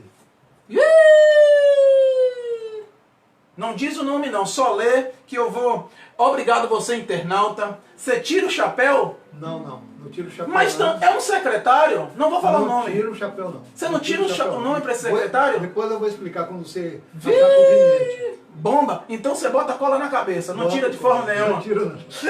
Professor Alberto Rocha, me fala um pouquinho o que seria um poeta alternativo. Olha, um poeta alternativo... E um militante cultural? Que eu não sei, na verdade. Eu sou as 2 coisas. Sempre fui. Eu sempre escrevi poemas, poesias e tal, né, mas um poeta alternativo é aquele poeta que ele não está preocupado com a sua produção dentro de um mercado literário. Ele não produz para vender, ele não mercantiliza a sua arte. Esse entendi. É o poeta alternativo. Ele faz por amor para ele e para quem... É, por amor e por necessidade. Entendi. Né? De expressar seus pensamentos. Entendi. Necessidade cultural e artística, né? Então a gente sente a vontade de escrever uma coisa. Agora você mesmo outro dia curtiu uma poesia que eu declamei no Dia do Índio, chamado Los Hermanos da América. Foi. Aquilo ali eu divulguei no negócio, mas eu fiz na verdade para o Viola de Bolso, que eles têm um projeto, Quem Tem Medo da Poesia. Como agora eles não podem reunir, porque é um sarau que eles fazem lá, né, toda sexta-feira. Como agora não pode reunir por causa do coronavírus, eles resolveram fazer isso pela rede. Aí me comunicaram, aí eu cheguei, fiz aquela declamação de poesia, daquele Los Hermanos da América, que aquilo ali é uma poesia que ressalta os primeiros povos, os povos originários daqui do Brasil. Eu até outro dia Barretinho colocou uma coisa interessante, Barretinho, aquela mensagem que eu mandei para você, falando sobre o Dia do Índio. Sim. E eu tenho assim, estudado muito tempo esse negócio, porque a gente chama os nossos povos nativos aqui da América de índios. Os negros que vieram da África a gente não chama de índio, e nem lá eles são chamados de índios, são chamados pelas suas etnias, o que eu acho correto. Entendi. Os índios aqui são chamados de índios, os povos nativos daqui são chamados de índios. É para ser chamado de povos. Porque eles tinham uma organização social, étnico-racial própria dele, mas são chamados de índios. É uma forma depreciativa. Por exemplo, eu estava lembrando da Barretinho que a gente, quando se fala dos incas, dos astecas e dos maias, a gente chama esse povo de índio? Não. Não. Porque eram povos. Entendi. Entendeu? Vou prosseguir, já vou fazer uma pergunta. Ele não tirou o chapéu para um secretário aí, que eu não sei quem é esse secretário. Tá aqui escrito, é o número 11. Mas prosseguir, já que você está falando de índio, vou... Professor, todo mundo diz que Pedro Álvares Cabral descobriu o Brasil. Você acredita que ele descobriu o Brasil ou já tinha habitantes? Resume rapidamente. Não houve Cabral não descobriu o Brasil primeiro por uma razão simples. Ele não era nem navegador. Ele era o título que ele tinha na coroa portuguesa era de fidalgo. Fidalgo é quando é uma pessoa que não é da realeza e que, por algum motivo, alguma coisa que ele fez em benefício à coroa, ele recebe o título de filho de algo. Tipo, entendi. Fidalgo. Filho de algo. Como ele não é filho de uma realeza, é filho de algo. Entendi. Então ele recebe o título de fidalgo. Entendi. Interessante. Então ele era fidalgo e ele veio com a incumbência, não de descobrir o Brasil, porque a esquadra de Cabral era composta por 13 navios. 13 navios. Sim, pode ele falar. A missão de Cabral era ir para as Índias e retomar uma cidade que era um entreposto comercial de Portugal, que era Calicut. Então Calicut foi tomada pelos nativos e a coroa portuguesa, sabendo disso, foi lá e mandou uma esquadra para fazer uma operação militar para tomar Calicut. Entendi. Entendeu? Aí Cabral foi designado como o chefe mor, o capitão mor da negócio, porque ele era uma pessoa de confiança Tinha nome, vamos dizer assim. E na própria esquadra de Cabral, tinha o navegador que teve oficialmente, aqui, antes de Cabral, teve 2 anos antes, chama-se Duarte Pacheco Pereira, estiver aqui no Brasil, a mando da coroa portuguesa, para saber se a localização geográfica estava correta mesmo. E se a gente observar rapidamente, Alex, porque eu sou professor de história aí, como sim, puxa, vamos um dia fazer uma live só de história aqui, já gostei. Aí esse negócio do Cabral, porque a questão do descobrimento do Brasil não existiu, por exemplo, o Tratado de Tordesilhas foi assinado em 1492, já sabia que existia terra cá. Entendi. Quando dividiu o Brasil no meio, né, o Brasil não, a América do Sul no meio, já sabia. Então é contraditório. Como é que ele vem, depois de 8 anos, vem descobrir uma coisa que já era descoberta? Professor Alberto Rocha, por que você não tira o chapéu para o secretário Rogério Bahia? Eu não tiro para ele, nem como ele como secretário, nem ele como vereador. Tá entendendo? Calma aí. Nem secretário, nem vereador? Nem como vereador. Por que, professor? Ele é um traidor da categoria dos educadores. Um traidor. Entendeu? Um traidor. Tive a oportunidade de, na Câmara, me posicionar extraoficialmente, a população toda lá gritando contra ele, contra uma série de coisas. Ele teve a audácia de falar para os professores, para o professor lavar a boca para falar do nome dele. Isso é uma falta de respeito dele com a categoria, que ele é um professor e devia se dar o respeito. Devia procurar lutar para que a categoria seja respeitada por todos e corroborar e participar de uma administração desastrosa, caótica como essa de Belmonte, de Genival, e aceitar fazer o jogo dessa administração, penalizando a categoria dos professores, tá entendendo? Ele deveria se envergonhar disso aí, pedir desculpa à categoria. Não tira o chapéu de hipótese nenhuma. Nem como vereador e nem como secretário. A pressão subiu dentro dos nossos estúdios, mas legal. Vamos para frente. Leandro, boa tarde. Leandro Silva. É de Carlos Santos. Professor Alberto, Belmonte foi uma das poucas cidades do extremo sul da Bahia que, em vez de progredir, regrediu com os passados anos. O que fazer para melhorar isso? Olha, regrediu. É de Carlos Santos. É de Carlos Santos. Boa pergunta aí, Carlos, porque essa é uma questão que está na cabeça de muita gente, porque a gente vê assim, Belmonte ela não regrediu totalmente. Belmonte é sempre um vai e volta, é a dialética da vida, né? A dialética, você tem uma coisa, avança, depois se retroage um pouco, vai, você tem ganhos e perdas ao longo dessa caminhada, né? Então, eu, por exemplo, considero que nas duas administrações que ele fez, de 2004 a 2012, foi uma gestão em que Belmonte avançou e muito. Belmonte tinha um comércio fluente, Belmonte tinha um caixa, o caixa da cidade era um caixa que permitia que os comerciantes pudessem vender até fiado, tinha garantia de recebimento das despesas. Belmonte teve muitas obras, a cidade quase toda foi pavimentada por enredo, creches foram construídas, ônibus escolares chegaram, professores foram qualificados, tá entendendo? Mas eu posso ter aqui um sem número de coisas que ele fez. Entendeu? Então, nesse período, a cidade evoluiu muito. Mas aí o que é que ocorre? Vem um movimento conservador que puxa para trás todo esse ganho civilizatório, vamos dizer assim, sim, que a cidade alcança. De repente você bota uma pessoa lá pensando que vai dar prosseguimento e ela retroage. É o caso dessa administração, dessa e da anterior, que fez Belmonte retroagir. Tem pergunta sobre isso daqui a pouco. Gente, eu só tenho mais 2 perguntas e 2 chapéus, considerações finais. Mas as 2 últimos chapéus é pesado. E essas perguntas é pesado. Tá preparado? Tá de colete? Tô de colete. Então, a prova de tiro. A prova de bala? Segura os peitos que lá vem bala. 4 ou 9? 4. Ih, aí não. É só pra pincelar mesmo. Eu sabia que você não vai tirar esse chapéu. Não tiro não. Você não tira o chapéu aqui não? Não, tiro não. Tem certeza, professor? Se eu tivesse um canhão, eu detonava. Detonava? Detonava. Então deixa quieto aí, eu só vou fazer a outra pergunta aqui. Professor, já que você foi secretário de Educação e Meio Ambiente, como analisa essas 2 pastas hoje em Belmonte? Totalmente inoperantes. Totalmente? Que palavra bonita, totalmente? Totalmente inoperante e fazendo o jogo pernicioso de uma administração caótica, irresponsável e incompetente. Porque esses secretários já eram para ter pedido para sair. Se estão no cargo é porque aceitaram o jogo da incompetência. Então, eu acho, por exemplo, você me falou sobre a questão da autonomia quando eu fui secretário. Sim, se teve. Eu digo, hoje o Raimundo Abelha, que é uma pessoa que eu conheço pessoalmente, não tenho nada contra ele, mas talvez não seja nem culpa dele, a inoperância, né? É o jogo político, do projeto político do governo, que ele é subordinado ao prefeito, né? Tá entendendo? Ele hoje tem muito mais autonomia do que eu, porque a secretaria está muito melhor qualificada do que a época que eu fui. Entendi. Entendeu? Mas mesmo assim, eu acho que ela é inoperante porque ela não tem políticas públicas desenvolvidas para o município. Então, tanto uma como outra. Então você acha que as 2 secretarias atuais, a de Educação e de Meio Ambiente, são totalmente inoperantes. Quero agradecer você. Cumpre o seu papel institucional. Passamos já 1h37 e as pessoas interligadas. Teve pessoas que falaram assim, Alberto Rocha tem muito para falar, você não vai conseguir fazer todas as perguntas. Eu fiz todas as perguntas, tá? Falta só mais uma. E ele não tira o chapéu para o número 4.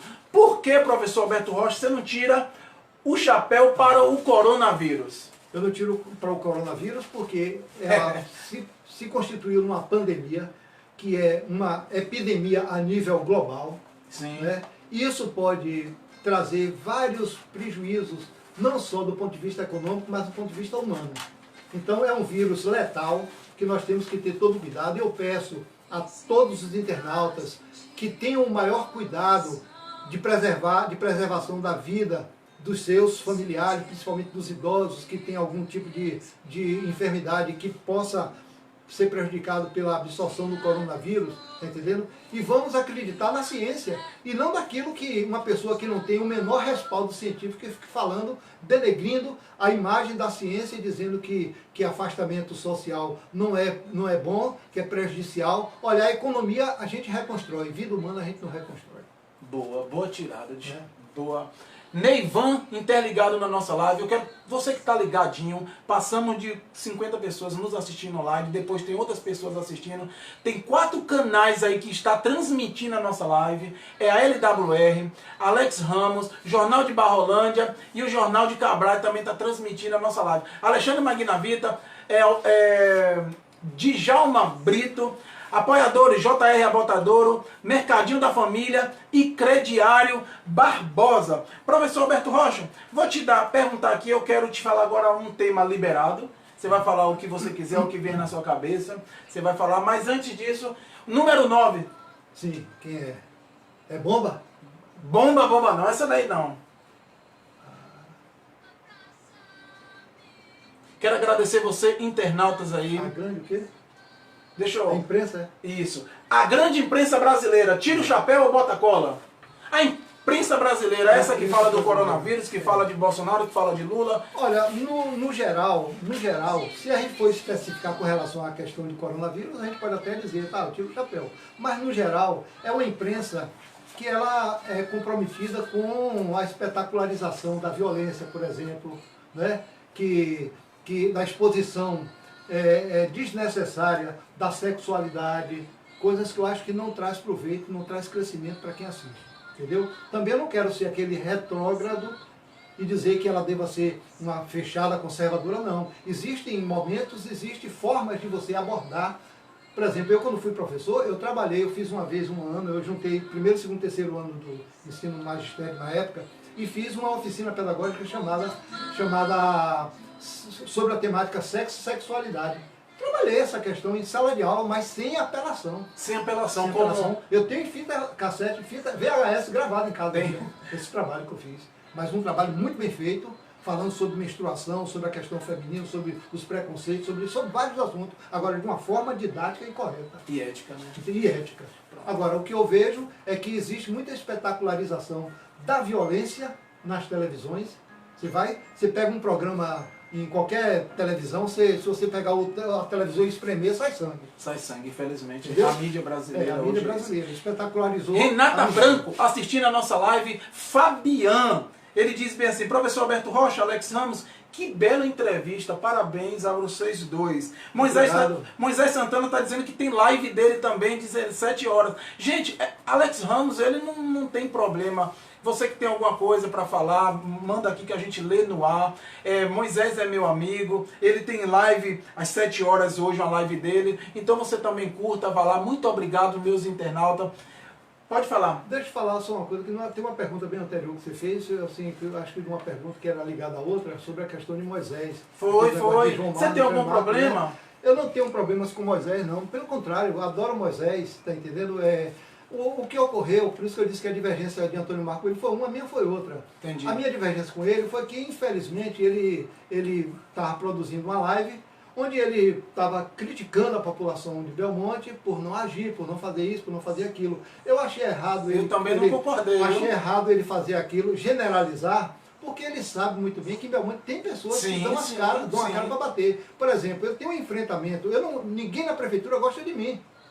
Eu tenho um enfrentamento direto com o prefeito por conta de um apoio que eu dou à Associação dos Moradores do Bairro do Arrozinho, tá entendendo? Que eles quiseram despejar o pessoal de lá e nós tivemos que bater de frente com o prefeito. Ele botou o secretariado dele lá para tirar o pessoal à força de lá. Nós tivemos que bater de pé firme e fomos para dentro do gabinete dele lá e mostrei a ele que ele não tem condição de um debate de cidadão.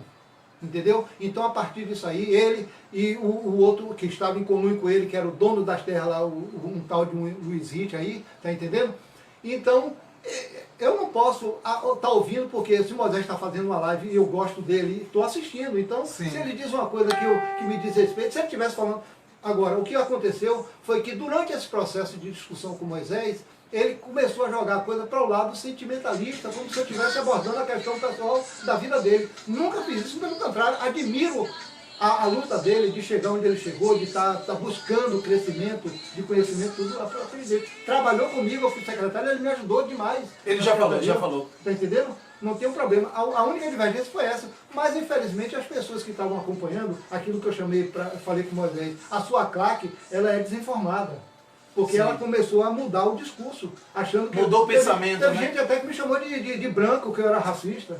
Não tem nada a ver, entendeu? A mídia é problema, as redes sociais. Um abração, meu velho. Nós estamos juntos sempre. Eu te conheço. Nos conhecemos há muito tempo e você militou comigo no PT e fomos trabalhadores também fui juntos filiado da ao PT, educação. né, Foi. Trabalhamos juntos e tenho um grande apreço por você, meu irmão. Não é à toa que eu fiz aquele texto, depois de tudo, Moché, a esplêndida teofania na Parlinda de Belmonte, falando dele, de Moisés. Gente, eu quero agradecer você. Vamos para as considerações finais. Vou fazer mais uma pergunta. Já chegamos a quase 2 horas de entrevista. Tá? E tem pessoas ali que não piscou, tá ligado. Outras pessoas irão assistir depois. Muito obrigado a você. Nós só estamos crescendo por causa de você, pela sua ajuda. Quero agradecer nossos apoiadores, JR Abatedouro, Mercado da Família e Crediário Barbosa. Você que possa ajudar a nossa live, nos ajude no que puder. Flávio Ursulano nos assistindo, Flávio Leal nos assistindo e outras pessoas. Muito obrigado. Muito obrigado vocês que estão assistindo a nossa live. Professor Alberto Rocha está no nosso estúdio, ele vê aqui que nós temos não é uma coisa de primeiro mundo, é uma coisa que nós estamos começando, então a gente precisa de apoiadores, precisa de ajuda, independente de você querer aparecer ou não, eu preciso de você e você precisa de mim e nós precisamos um do outro, não é verdade? Um tema à vontade, pode abordar o que você quiser, para dar considerações finais, desde já muito obrigado. Veja um tema aí, aborde esse tema. Muito obrigado. Pode falar um pouquinho aqui dos seus trabalhos. Eu vi que você, além de vir pautado com a mente, veio pautado aqui com alguns papéis. Fica à vontade. Eu não tive tempo, mas assim, eu mostrei o livro do qual eu sou um dos autores, né, que é sobre a questão mineral do Brasil. Foi um livro de pesquisa. 1967? Não, na Constituição de 1967. Pronto. A gente analisou essa Constituição, né? Sim. Mas foi um trabalho pelo CNPq, que é o maior órgão de pesquisa do Brasil, chamado CNPq, Conselho Nacional de Pesquisa. E eu era professor aqui de Belmonte, fui contratado para trabalhar lá no Rio de Janeiro. Entendeu? Então, para trabalhar num projeto de pesquisa com o Chico, que era um português que ganhou esse projeto, e ele me convidou, como ele me conhecia.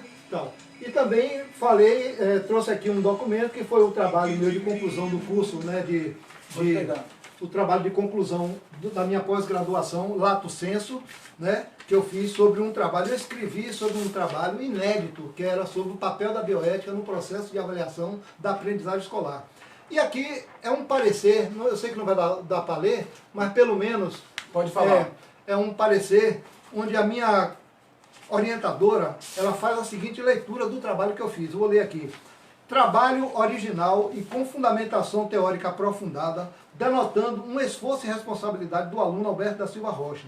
Traz à discussão o papel da bioética no processo de avaliação da aprendizagem escolar, apontando uma significativa contribuição científica sobre assunto tão novo quanto carente de bibliografia, caracterizado pela atualidade do tema. Tais considerações significam dizer que o aluno está aprovado com nota 9.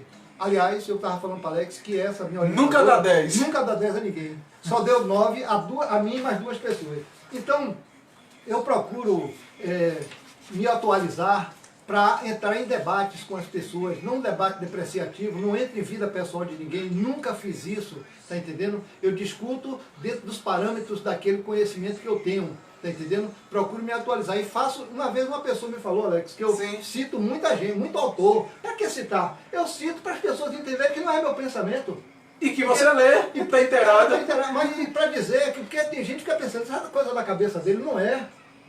Tá entendendo? São pessoas de alto gabarito, de alto conceito, como Foucault, como Deleuze, como Bauman, como vários outros, como Humberto Eco, como muitos escritores e filósofos e cientistas que abordaram temas como Boaventura de Souza Santos, um português sociólogo, tá entendendo? Então eu procuro citar essas pessoas para qualificar o debate. Entendi, pode falar. Bom, Agora, eu queria dizer também, Alex, finalizando, assim, eu gostaria que você me permitisse... Cadê aquela folha? Tá.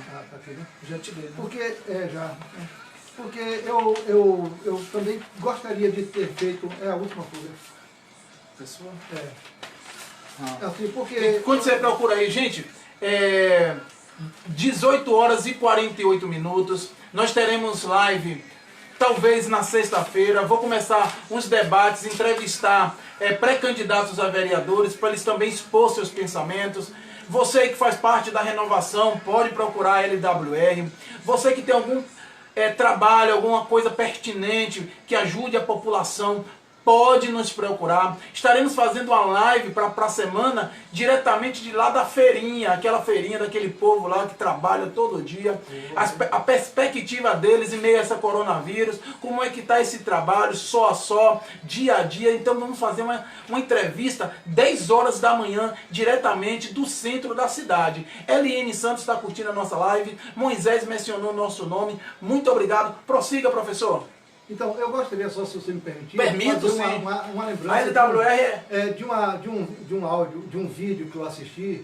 Eu não gostaria de citar o nome, mas eu não cito o nome dessa pessoa, não é por divergência não, porque é uma pessoa que eu entendi, eu não conheço muito bem ele, mas ele me parou na rua várias vezes, me pedindo meu contato, que queria conversar comigo, queria fazer uma gravação comigo, não é? Eu não sei se valeria a pena citar o nome dele, mas pode citar, não tem problema. É um rapaz chamado Bruno, uma pessoa muito legal, que eu acho, ele não tem divergência nenhuma com ele, mas ele fez uma transmissão sobre, colocando porque ele votaria em Bebeto e não em Iedo. Sim, sim. E ele te convidou para fazer uma live? Não, ele ficou de me ver e pai e tal, deu o meu celular a ele, mas ele não entrou em contato mais comigo. Mas depois eu tive a sorte de ver ele fazendo isso aí. Sim. Não é assim, contrariado com ele não, porque nem estou fazendo a defesa, porque eu não tenho a outorga de Iedo para fazer a defesa dele não. Sim, sim. Mas eu fui secretário de Educação e ele cita uma situação em que diz respeito à época que eu fui gestor da educação.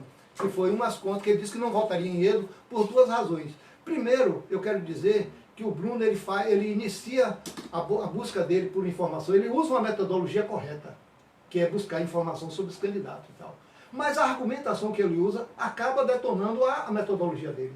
Porque a argumentação que ele usa é falsa. É falso. Pensamento, sim. Entendendo? Ele começa num processo correto e acaba os argumentos dele caminhando por esses caminhos. Então ele cita primeiro ele faz aquele alvoroço todo para dizer que não votaria em Iedo, votaria em Bebeto por duas situações. E essas duas situações, se você for olhar, uma não tem nada a ver com a administração de Iedo, só uma, que é as contas que foram rejeitadas pelo Tribunal de Contas do município que ele fala. As contas de Iedo não foram rejeitadas pelo Tribunal de Contas, porque o Tribunal de Contas, gente, e Bruno, se você estiver assistindo, não é um órgão julgador de contas, é um órgão de análise de contas. Ele é um órgão técnico que atende a todas as câmaras municipais. Ele produz um parecer técnico para dar subsídios às câmaras municipais.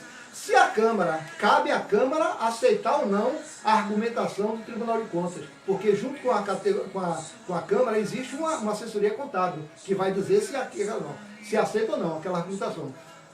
O problema é que as câmaras funcionam mais dentro de um processo político do que propriamente técnico, entendeu? Então ele diz que Iedo não fez um repasse de 25% para a conta do Fundeb, foi só na ordem de 23, alguma coisa por cento. E eu quero dizer o seguinte, Bruno, que foi uma coisa de interpretação das contas contábeis, porque quando Iedo foi notificado pela essa diferença, porque o município é obrigado a repassar 25% da sua arrecadação para a conta do Fundeb, está entendendo? Ele passou 23 voos, mas o Iedo, como foi notificado, ele justificou, ele mandou para o Tribunal de Contas as contas, o valor referente àquilo que era equivalente à diferença de 23 para 25, de contas de Embasa e Luz, de todas as repartições do município da educação e da Secretaria Municipal da Educação, que ele pagou essas despesas e incorporou nesses 25%. Então não houve desvio, não houve mácula nenhuma de Iedo. Apenas o entendimento do Tribunal de Contas do município entendeu que aquela verba não pode ser alocada ali como verba dos 25%, tem que ser separado. Entendi. É o entendimento que o Tribunal de Contas teve. E ele teve que respeitar. Mas não houve, por exemplo, as contas foram pagas. Tanto é que não houve em nenhum momento corte de água e corte de energia nas escolas da rede municipal na minha gestão. E outra coisa, ele se apega a esse critério como se esse critério fosse recorrente nas contas de Edo. Não foi, foi só uma única vez. A partir disso aí ele corrigiu. Na postura seguinte das contas, já não incorreu mais nesse erro. Entendi. Entendeu? Então ele apresentou, foi uma tal. E depois o seguinte, o que Bruno não sabe é que existe uma coisa chamada Receita Corrente Líquida, que é RCL, que existe dois painéis, ou dois cenários, como se calcular. Porque você, quando fala em 25% da arrecadação municipal, é da Receita Corrente Líquida, é tudo que o município recebe de arrecadação tributária ou de repasse de órgãos federais e estaduais para o município. Então você soma tudo isso aí e tira 25% e bota na conta do Fundeb. Mas existem os especialistas, existe uma controvérsia. Se para você calcular 25% para tirar e botar na conta do Fundeb, essa verba do Fundeb não pode estar contida na RCL. Entendi.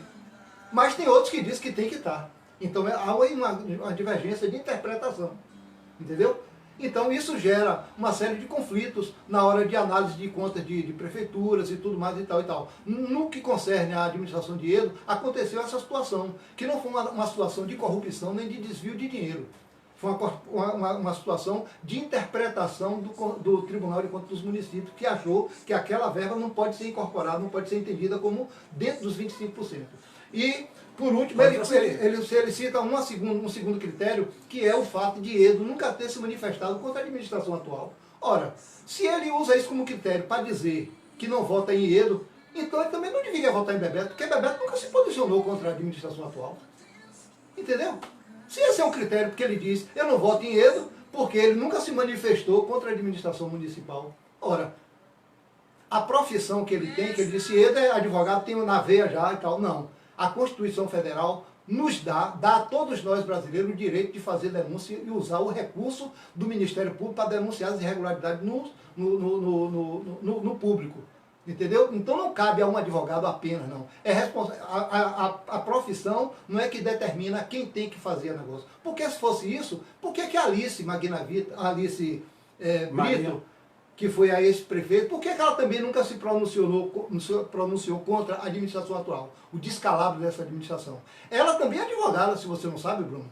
Então, se o fato de ser advogado daria melhor respaldo, por que ela também nunca se pronunciou? E por que Bebeto não se pronunciou também até hoje? Então, agora eu vou dizer, cabe a nós, cabe a você, Bruno, cabe a Alex, cabe a mim. Eu já fiz mais de 10 denúncias ao Ministério Público, desde o primeiro momento, quando o Genival entrou, até o final. Eu tenho feito denúncias aí. Agora, eu não posso forçar o Ministério Público a atuar. Aí já foge da alçada do cidadão. Entendeu? Entendi. Então eu queria fazer essa ressalva. E para finalizar... eu vou só... quero agradecer a todos sintonizados. Eliomar da Rocha. Eliomar da Rocha está sintonizado na nossa live. Passei Bebeto na cabeça, não entendi, mas estou lendo a sua mensagem. Cadu Santana sintonizado. Vando Silva, percussionista, ele disse, vixe, agora vai virar debate, Bruno vai querer revidar. O internauta tá ligado, tá falando lá. E quero agradecer, pode prosseguir, professor Alberto Rocha, só foi para você tomar um fôlego. Pode prosseguir. Para finalizar, só agradecer, Alex, a sua oportunidade de estar aqui, né, dialogando com a comunidade, né, com os internautas, né, fazendo esse trabalho de formação, de opinião, entendeu? Uma formação consistente, não é uma informação movida pela emoção, pelas inverdades, não. Eu busco sempre calçar as minhas posições em posições que tenham uma sustentação ou legal, ou científica, ou seja lá o que for. Então eu quero te agradecer e dizer que você prossiga desse trabalho, que é um trabalho muito interessante que você está fazendo. E dizer que eu sou uma pessoa que sou espírita, sou espiritualista, não segrego nenhuma outra religião, muito pelo contrário, tenho muitos amigos de várias outras religiões, inclusive eu sou evangélico. Alex é meu amigo, foi meu aluno há muito tempo, tá entendendo? Tenho amigos atuais que são de outras concepções religiosas, da católica e tudo e tal. Não tenho. Eu entro em qualquer igreja, congrego com qualquer um, tá entendendo? Porque todos eles têm uma coisa que une a todas as religiões, que é o nome de Deus. Amém. Então Isso é o que une a todos nós. Então, a mensagem que Jesus trouxe para o mundo não foi uma mensagem de separação, foi uma mensagem de união, de amor. A gente não pode amar aquele que a gente segrega, a gente só pode amar aquele que a gente traz para junto. E a mensagem de Jesus, tanto é que a mensagem foi tão importante, tão forte, que ele não escreveu uma palavra sequer. Ficou a critério dos apóstolos e dos discípulos. Que, diga-se de passagem, os apóstolos, os 4 evangelhos que foram canonizados, 2 desses apóstolos, Marcos e Lucas, não foram discípulos. Não foi foram apóstolos. Foram apóstolos, mas não foram discípulos. Só João e Mateus que foram discípulos. E Marcos foi de Paulo. Mas eu quero dizer que só esses 4 foram canonizados, mas quase todos os discípulos de Jesus escreveram. Mas foi Constantino, o rei de Roma, que na época se tornou papa e canonizou apenas esses 4 evangelhos. Mas a mensagem de Jesus foi uma mensagem de amor, de comunhão e de aproximação entre as pessoas para que a gente evoluísse e que o planeta fosse a nossa casa maior, onde a gente pudesse fazer com que a nossa espiritualidade nos elevasse até aos pés de Jesus. Aos pés de Jesus. Gente, 2 horas de entrevista. Obrigado. 18h59, eu vou esperar dar mais 1 minuto para fechar 2 horas de entrevista. Quero agradecer você. Próximo entrevistado, na quarta que vem, será ele, meu amigo Moisés Santana, que é um pensador da linha nova agora. Não estou dizendo que o professor Alberto Rocha é da linha antiga, mas é um pensador que já vem fazendo alguns trabalhos anteriormente. E Moisés está começando no seu barco agora. Está começando a flutuar, está começando a ser marujo nesse momento. E tem muita coisa para ver, né, professor Alberto? Até chegar no quilate de professor Alberto. Então, assim, ele é um marujo, vou dizer assim, entenda a minha colocação, novo, principiante, está começando seus trabalhos como professor, como internauta, como político. Então ele vai vir aqui trazer os seus pensamentos novos, assim, atualizados dentro da mídia nacional. Então quarta-feira que vem meu amigo Moisés, lá de Porto Seguro, um cara que está aqui de Belmonte, é meu amigo, gosto de coração. E será que ele vai tirar o chapéu para Alberto Rocha? Será que ele vai tirar para a administração? Será que ele vai tirar para alguma pessoa? Eu não sei. Você também não sabe, mas quarta-feira você estará sabendo. Professor Alberto Rocha, muito obrigado. Tá? Só uma mensagem para Moisés. Deus continue te abençoando, tá? 2 horas, muito obrigado. Enriqueceu a nossa live. Nossa live a cada dia está crescendo com pessoas boas, como o secretário Cláudio, Matias, outros todos que vieram aqui. Muito obrigado. Eu vou botar uma música aqui você termina. Na próxima quarta-feira. Ele atente, como você falou que ele é um navegador, né? Que sim, está começando. Sim, é um marujo novo. Fernando Pessoa, um poeta do mais alto gabarito português, tem uma frase dele que é muito interessante: navegar é preciso, viver não é preciso. Muito obrigado. LWR, neste momento eu agradeço a todos vocês, internauta, muito obrigado. Professor Alberto Rocha está aqui na nossa LWR e outras pessoas que... Gente, a gente às vezes manda algumas perguntas, quem quer. O professor Alberto Rocha falou, não precisa mandar as perguntas, mas eu mandei. Então, às vezes, a gente entrevista, chama você para ser entrevistado, você fica com medo, eu não sei do que você tem medo. Se quem tem medo é porque está escondendo algo, tá? Mas nossa LWR não está aqui para derrubar ninguém, não está aqui para fazer perguntas maliciosas. Nós mandamos as perguntas antes. Se você achar legal em responder, estamos aqui. Se não, um beijo e muito obrigado. Até sexta-feira ou segunda. Lembrando que Moisés, na próxima quarta-feira. Estarei assistindo. Pode ser.